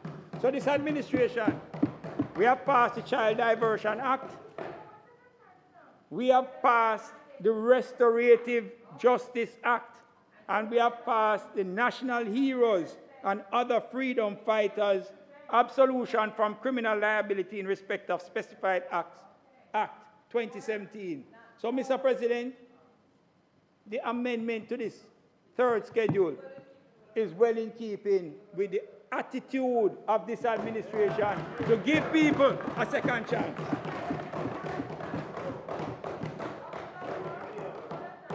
Mr. President, the amendment I am suggesting will go a far way in reducing recidivism. I cannot pronounce that word. I can write it, but I have difficulty pronouncing it. Mr. President, the call that I make is in keeping with the scripture. Senator Brigham, it is in keeping with the scripture. And I quote a lot out of the Bible today. It just shows you the trajectory on which I am. The scripture captured in this quote: you have never gone too far that God can't redeem you, restore you, forgive you, and give you a second chance. So, Mr. President, this administration continues to care and do right by the people. We have improved their quality of life, and we are propelling the transformation of the country to first world status. Mr. President, we are active and strong in making decisions, and not only making decisions, implementation. We don't keep things in a pipeline.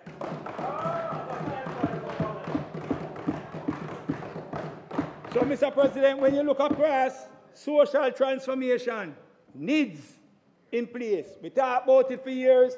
National identification system in place and being implemented. We have introduced social pension plan. We have improved and increased the benefits under part. And, Mr. President, we have increased pension payments to protect the vulnerable. In Montego Bay, we have revived Montego Bay Metro with increased buses facilitating easier and less costly transportation. And the ridership, Mr. President, the ridership in Montego Bay Metro has increased. And I'll give you some figures. In 2023, the ridership on Montego Bay Metro for children was 20,000 in September, 20,292.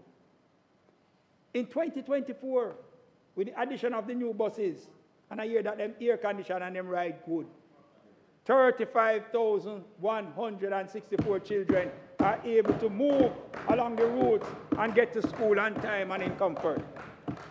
In 2023, for seniors, 1,831 ridership. September 2024, 2,674. For adults, 33,686. The ridership in 2024 stands at 45,853. Significant improvement in the ridership. People want to take public transport, but they want comfort, they want good bus, they want to be able to move around. Mr. President, the Honorable Prime Minister and Minister Vaz informs us what 100 new buses will be coming and are to be delivered and assigned in rural urban areas. We have improved the country's resilience to disaster and enhanced the ability to respond with the acquisition of catastrophe bonds and the creation of the National Disaster Fund, which was recently passed, the legislation was recently passed here. This has proved useful after the passage of Hurricane Beryl, when citizens affected received substantial financial assistance to restore their homes, lives, and livelihoods. Infrastructure development and transportation, and the transformation of infrastructure in this country, right across the country, Mr. President. Southern Coastal Highway connect up the capital city to what was once, persons used to describe it as the forgotten parish. St. Thomas is now opened up because of the Southern Coastal Highway. The Montego Bay Perimeter Road is on the way, and we are going to be proud in St. James, Senator Allen, because we will have the longest bridge in Jamaica. The Maypen to Williamsville Highway, Constant Spring Road improvement. And you know when that one was being done, every day, those on the opposition side got up and said, you can't do so much work across the parish, you can't do so much work across the city. But guess what, Mr. President? We are an action government, and we strong in our action. Constant Spring Road was done, and the 3-mile overpass was done. The Macfield to Ferris roadway connecting north and south on the western side of the country was done, making movement easy. And to come is going to be the 4 lanes from Montego Bay to Ocho Rios and the St. James to Lucy Highway. So infrastructure, we're going to give it to them first class. And Mr. President, the spark will soon be sparking, Mr. President. And we're looking forward to the completion of the $24 billion expenditure to resolve the water problems in Western Jamaica, including those in Negril. Senator Allen, this administration is working to improve the quality of life, not only in one location, not only in Kingston, but right across Jamaica. Mr. President, the urban center in St. Thomas, big improvement. Housing, 70,000 new houses being constructed in St. James, Estuary and Union Acres, coming with houses after houses. Mr. President, the vulnerable, the Honorable Prime Minister has already delivered over 300 hope houses to vulnerable citizens of this country. Cornwall Regional Hospital is on the brink of completion, and the Western Children's Hospital, that is going to provide us with the largest bed space across Jamaica and the increased services that will come with it for the citizens. Mr. President, in St. James alone, and I don't understand how the aspiring member of parliament didn't speak about this. Mr. President, in St. James, We have improved primary health care by the improvement of 6 medical centers across St. James. And some of them are in your hopeful constituency. But, Mr. President, we're spending $500 million starting January to build 3 new health centers, one in Norwood, one in Maroon Town, and one is going to be in Farm Heights. You know where Farm Heights is? Do you know where Farm Heights is? Farm Heights in Central St. James. We'll be getting a brand new health center. Mr. President, we have built Harmony Park and we're building Portmore Resilience Park. We are creating recreational spaces. And I'm certain when Senator Lamour speaks, the benefit of having good recreational spaces is critical to mental health. And so, Portmore, getting the Portmore Resilience Park to come and rival Harmony Beach Park. So, Mr. President, we move closer to the time when the people have to decide. They must decide. They must decide whether they elect this administration, which has proven itself as progressive, transformational, and which is prepared to listen and adjust where necessary and get the work done, or whether they choose to be led by the other side, which kept things bottled in a clogged pipeline as they were unable to provide the tools to do the work. We may not be perfect, but we have proven ourselves to be caring, active, and strong. We are better able, Mr. President, we are better able to manage the economy, maintain Jamaica's profile on the international stage. We are better able at reducing debt, reducing taxes, reducing inflation, increasing wages, building infrastructure, and giving Jamaicans a better quality of life. And Mr. President, I close with 1 Peter verse 5. Give all your worries and cares to Andrew. Preach, brother. Preach, brother. For he cares about you.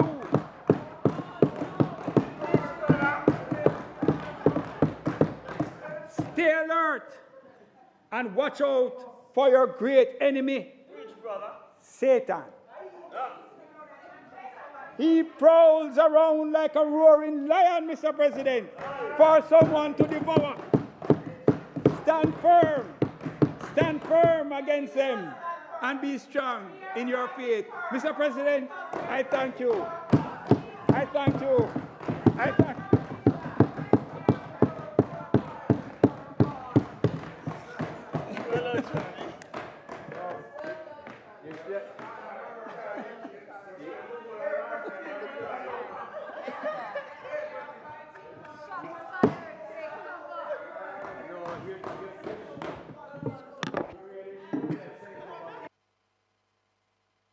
Thank you very much, Senator Sinclair. Now, members, I have given the. We have a choice here in relation to how we proceed. And the consensus is that we would like to just move as quickly as possible, rather than breaking. Although the staff have indicated a desire for a break. What I'm going to ask you to do, Madam Clerk, if you could just cycle who needs to take a little break. But we're going to continue, and you maybe cycle your staff as we go through, on the understanding that everybody is going to try and recognize that brevity does not necessarily detract from your presentation. So the Minister is going to move for the suspension of the State of the Nation debate.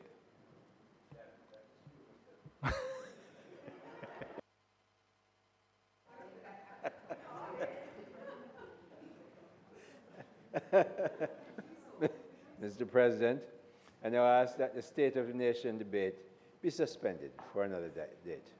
Thank you, Minister. The question is that the State of the Nation debate, we having taken 2 speakers today, Senator Allen and Senator Sinclair, that the State of the Nation debate be adjourned, suspended for a date to be fixed. Those in favor? Minister Morris Dixon.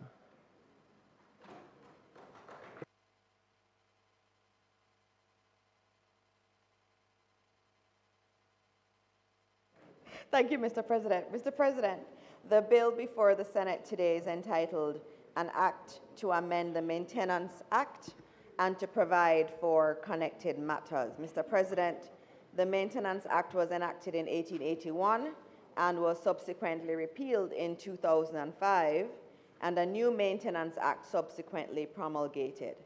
This act is a hallmark of our commitment to the protection of families, the welfare of children, and the equitable sharing of responsibilities within our communities, with sections 4, 8, and 10 of the act specifically placing an obligation on spouses to maintain each other, and also on parents to maintain their children, and on persons to maintain their parents and grandparents, respectively.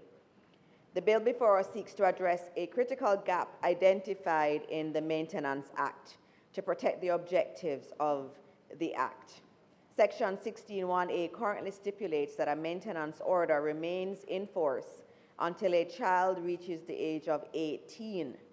However, the Act allows for maintenance to continue beyond 18 if the child is enrolled in a course of education or training, but only if such an order was made prior to the child turning 18.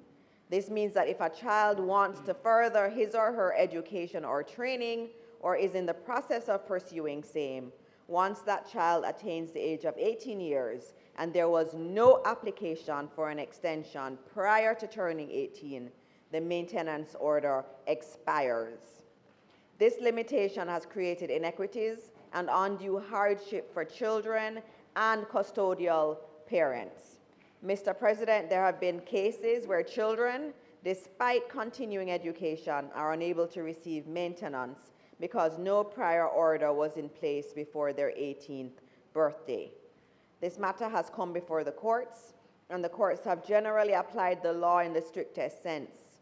And I'll highlight some of these cases. In one 2007 case in particular, a woman made an application in respect of her daughter for a maintenance order to be issued to her child's father. However, the applicant made the application when her daughter, though at a tertiary institution at the time, was almost 20 years old. The court therefore ruled that it had no jurisdiction to order maintenance for a child who was already over 18 years old. Mr. President, in another case, a parent filed an application in the Supreme Court requesting that a maintenance order already in place for the two children of the marriage be extended until the children reach the age of 23 years. The basis or ground of the application was that the children were either engaged in or about to embark on a course of tertiary education.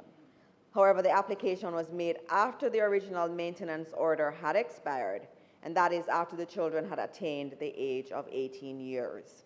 The Supreme Court granted an interim order extending the maintenance order previously made. However, the matter was then appealed, and the Court of Appeal ruled that the judge in the Supreme Court had no authority to grant an interim maintenance order in the circumstances, given that the children had already attained the age of 18. Consequently, the order to extend maintenance was set aside, and the Court of Appeal in its ruling stated that it had, quote, no enthusiasm for the result it has felt constrained to announce. And so these instances highlight, Mr. President, the restrictive interpretation sometimes of this law and the need for us to amend it. So today this amendment seeks to correct that inequity by empowering the courts to grant or extend maintenance orders for children engaged in education or training up to the age of 23, irrespective of whether an order existed before they turned 18. And so this bill reflects the evolving needs of Jamaican families, and we obviously are very much committed to education and training, and we understand that these are vital pathways for securing brighter futures for our youth, and financial support during this critical period is indispensable. Finally, Mr. President, I wish to highlight that the amendment of the Maintenance Act will result in the consequential amendment to the Children, Guardianship and Custody Act in order to achieve consistency throughout our legislation. Currently, the period in which the court may grant or extend a maintenance order pursuant to the Children, Guardianship and Custody Act is a period not beyond the date on which the child attains the age of 21 years. Therefore, the government seeks to consequentially amend this period, which is a period not beyond the date on which the child attains the age of 23 years. Mr. President, it is with all of this in mind that I commit this bill, which seeks to amend the Maintenance Act and consequentially amend the Children, Guardianship and Custody Act to the Senate for approval. And I will now take us through the clauses of the bill. Clause 1 is a short bill. Clause 1 is in relation to the fact, and it makes it clear that the bill should be read and construed as one with the Principal Act. Clause 2 of the bill proposes an amendment of Section 8(1)(a) of the Principal Act by placing an obligation on every parent to maintain his or her child who is a minor or a child who is or will be engaged in a course of education or training after attaining the age of 18 years, but before attaining the age of 23 years. Clause 3 of the bill proposes to amend Section 16 of the Principal Act to allow for a maintenance order to remain in force until a child attains the age of 18 years or until the child attains the age of 23 years if that child is or will be engaged in a course of education or training after attaining the age of 18 years.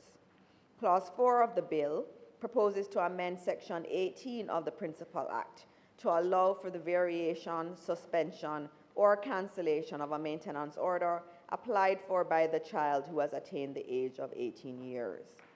Clause 5 of the bill proposes to consequentially amend Section 7UA and 7V1 of the Children, Guardianship and Custody Act to provide that the period in which the court is empowered to grant or extend an order of maintenance in respect of a child is to be a period not beyond the date on which the child attains the age of 23 years. Mr. President, as we move forward, I encourage every Jamaican to embrace the principles of the Maintenance Act and the amendments to the Act. This amendment is about fostering a culture of care, compassion, and accountability towards each other, leveling the playing field for children who do not have support from their parents and are in need of the courts to mandate that intervention. Mr. President, I look forward to the support of members here for this critical piece of legislation. Thank you. Minister, I noticed that the enactment clause is the old enactment clause. Yes. I take it that we would seek to amend that Yes, at the appropriate time. Yes, that's correct, Mr. President. Okay, thank you very much. Senator Scott Motley. Mr. President, the opposition has always placed an emphasis on education, and we will support anything, any legislation or any policy which provides greater access of persons to education. This particular, the Maintenance Act, has been a very vexed issue for the courts. I recall that in a Court of Appeal judgment, the court specifically concluded that although the outcome did not please them, they were constrained by the fact that the law said that an order had to be in place before a child was 18 if the child then decided to advance their education and to go to university or any other form of tertiary education. And so the opposition appreciates that this amendment has long been overdue. I have a slight concern, Minister, and my concern is the fact that the application has to be made by the child. That is my understanding. And therefore, it means that the definition of child can be construed as going beyond 18 years. Now, what I would have done is that I would have created a new category where a child, no longer a child because once you pass 18, you become an adult, can now make the application themselves to the court for this benefit. You'll recall that under the Maintenance Act, Even parents can make an application for support from their children. So it's not an unusual concept which would be introduced into the law. But it would give clarity, Senator Braham, in a situation where, for example, under the Child Guardianship and Custody Act, which is being consequentially amended, a minor is defined as someone under the age of 18. I don't know, and perhaps the technical team can so advise, how this impacts the definition section of the legislation, since it specifically speaks to a child being under 18 years. Now, under the old Maintenance Act, the flaw was that the application, the order had to be enforced before 18. And I just want to say, Minister, perhaps when you're closing, you could advise as to whether any thought was given to just simply looking at that aspect of it, rather than introducing this concept of a child being someone up to 23. Even though I make those points, President, I want to make it absolutely clear that they are pellucid, but not pellucidly clear. Remember that my parents are teachers, you know, so.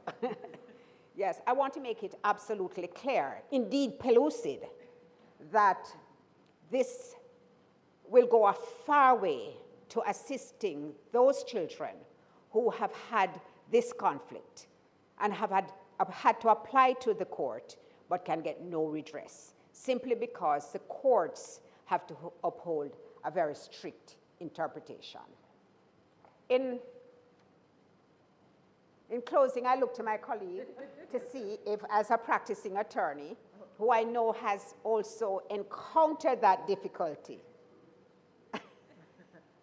No, I know that I actually have experience of that because I was accused of being very heartless in a custody matter when I wrote to my colleague and advised him that he needed to take a look at the law, and that even though I was sympathetic, I could not go outside the law by agreeing to an extension of support when no order had previously been made. So I have personally experienced that challenge, Senator Sinclair, of having to break a child's heart by simply saying, no, your father is not prepared to do it, and I cannot force him.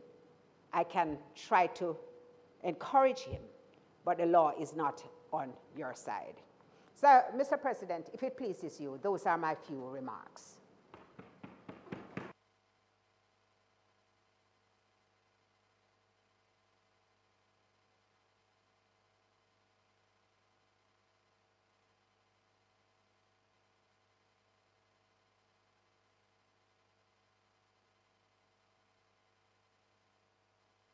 Minister, you see that this is my concern, because we have a standard definition of child, and we shouldn't really do any legislation that impacts that when there is another way to get it done. And my view is that there was another way in which the same objective could have been achieved. So I'm glad that I have the support of the President. I know I always do.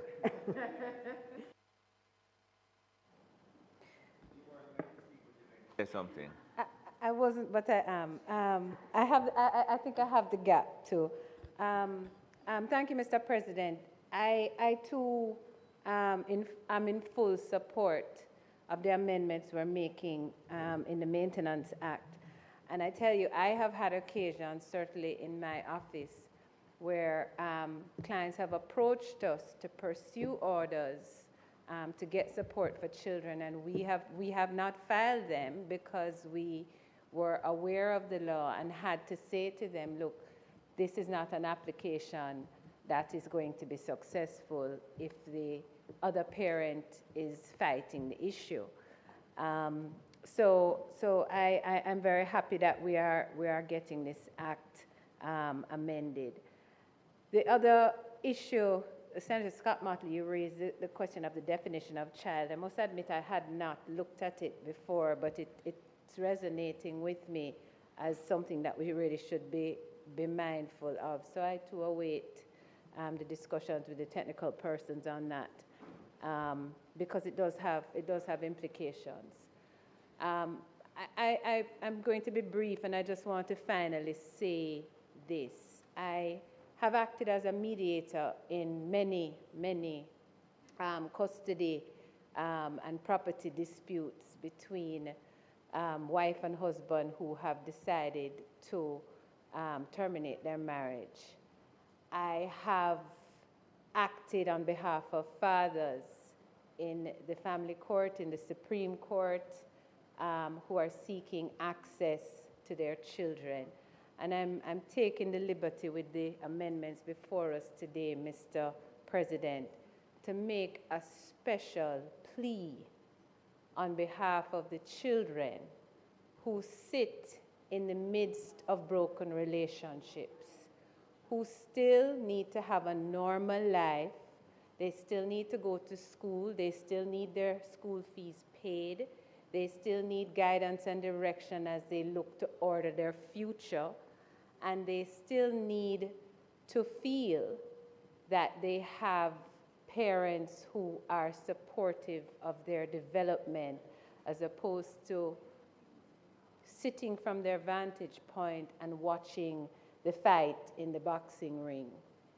And so I want to say, as I look at the cases that have been determined in the courts in respect of this Maintenance Act and the reluctance of the courts to make the orders that they've had to make, I simply say to us as a nation that a court is the final arbiter, certainly, that a dispute that we cannot solve must be solved by the reasonable processes of the court and not by any other type of method or violence or intimidation. However, parents do not require the court's intervention to agree. They don't require the court's intervention to do what is right by their children. Neither mother in granting access to children, nor father in supporting a mother raising children by doing his part financially or otherwise. And I just want to make a special appeal to my parents in Jamaica, my Jamaican family. Do what is right. You don't have to get to court to do what is right by your children. May it please you, Mr. President.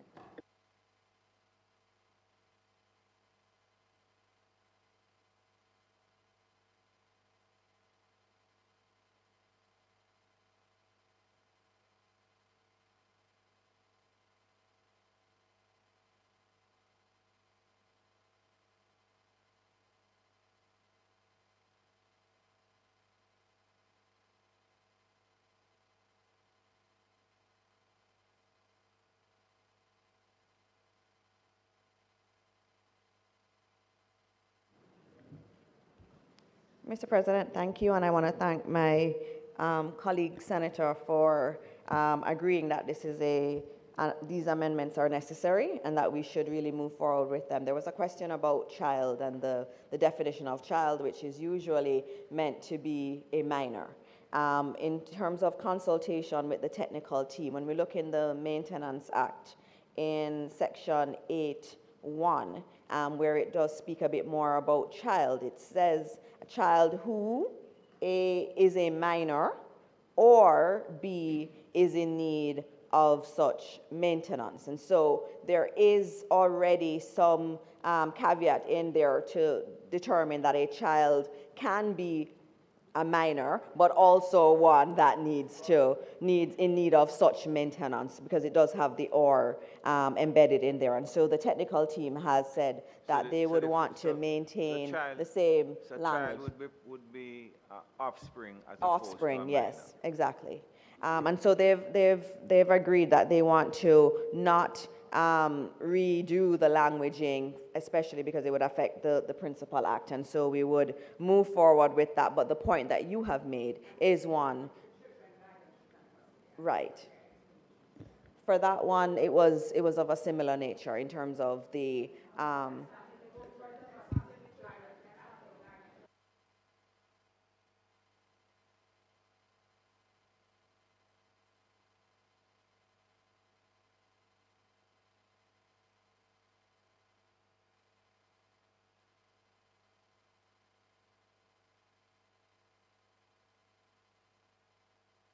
I can't help but notice that Senator Bram is extremely quiet today.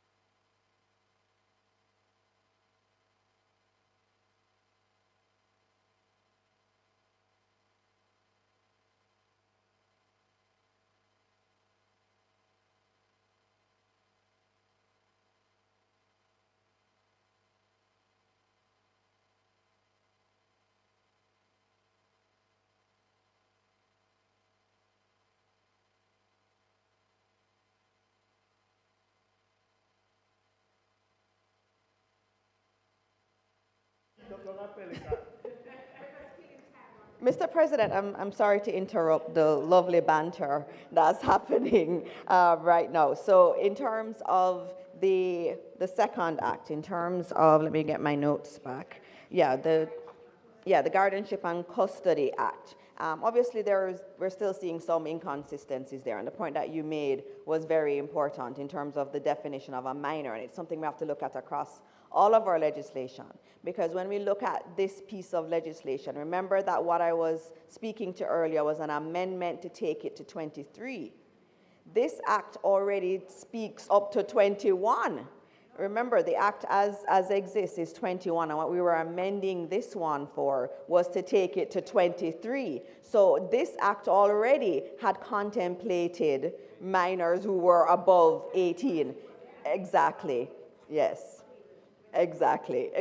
Not minors who are above 18. Children, right. And so there's some inconsistencies as we see across the legislation. But what's the key thing is, what are we trying to do today? What we are trying to do today is to ensure that we can have support for children who are over 18, who are at school. And I do believe that with the Ministry of Justice team, we are going to be looking at how we look at these legislations and ensure that the questions that Senator Scott Motley has so very well outlined need to be addressed. So, Mr. President, I thank Senator Scott Motley for her points, and I thank some of the best technical team you can have for their support. And Mr. President, I ask that the bill be read a second time. Thank you very much, Minister. The question is that the bill be read for a second time. Those in favor? Against? Mr. Deputy Clerk. A bill entitled An Act to Amend the Maintenance Act and to Provide for Connected Matters read a second time. The Senate will now resolve itself into a committee of the whole Senate to consider the bill clause by clause.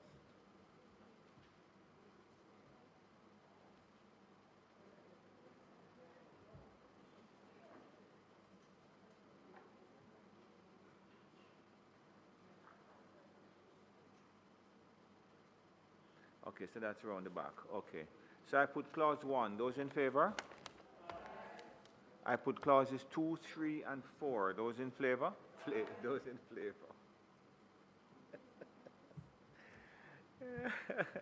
You don't have to ask where my head is. I put clauses 5. I put clause 5. Those in favor? Okay, now, Minister, I put the title and enacting clause. So you have an amendment there. I don't have to say it? Oh, yes. Yes, Chair, there is an amendment because I think the enactment clause needs to be updated to the new one that had previously been Could you just read it here. into the record, please? Can I get it?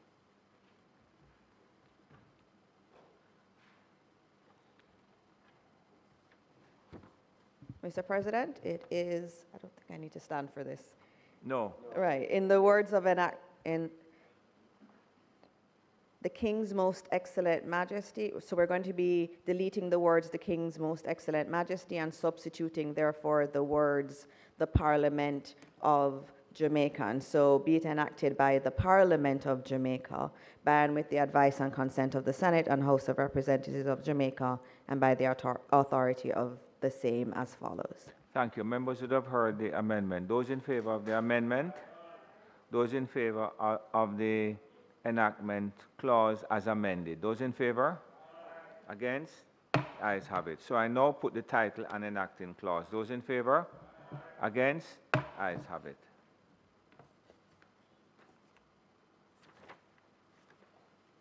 I do report the bill as having passed committee stage with one amendment.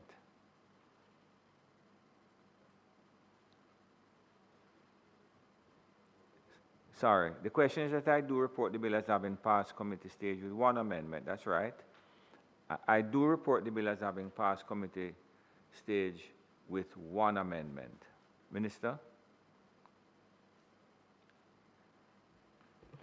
Who is asking for the third reading? May I have, Mr. President, I request a third reading of the question is, thank you, Minister. The question is that the bill be read for a third time. Those in favor?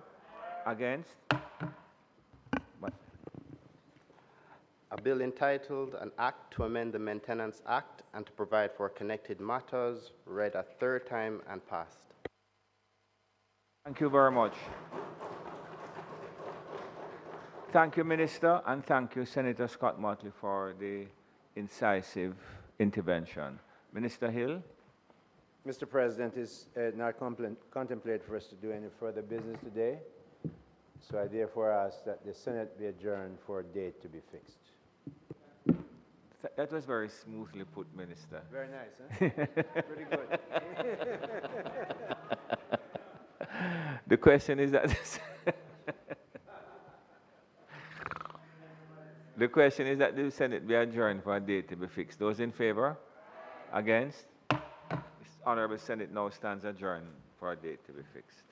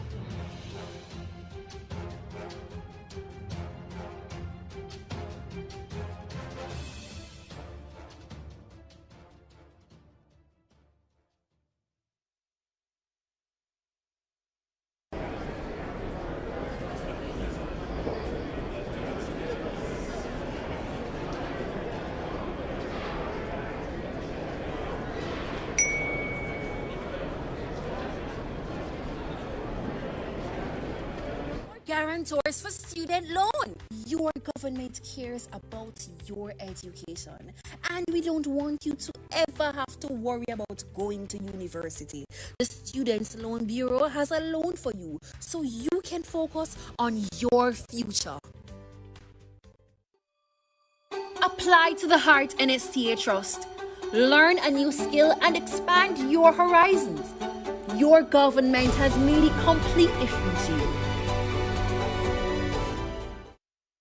Denise Williams here, inviting you to join us on Financially Focused, the ultimate destination for go-getters who are ready to take the step-by-step actions to master your finances and create a family legacy.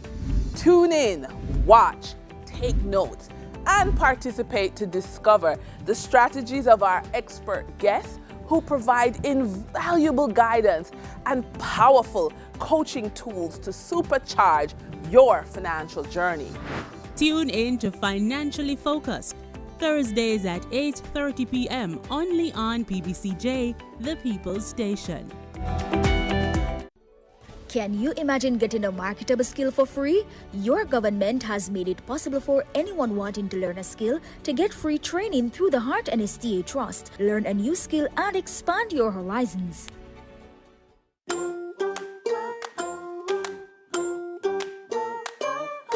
White and blue skies, embracing both land and sea. Hello, cool breeze, for whom do you sing? Light that shines bright, awakes my curious mind. I greet the stream, which way are you heading? Dance, dandelions, to the tune of the breeze, to give it meaning.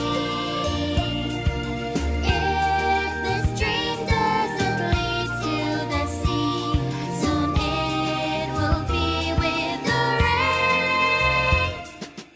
The world is filled with some uncertainties.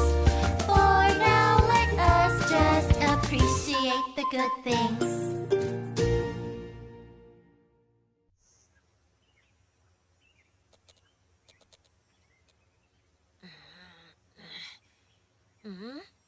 Oh.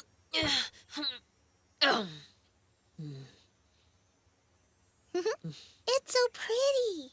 Once I'm finished working on this, you can wear it around your wrist. It will bring you good luck. Really? Of course it will. Here. No way! She should wear it during the Dragon Boat Festival. Oh, it's fine. It's just one day earlier. It should be all right. But a person can only have one every year, so try not to lose it. Thank you, Grandma.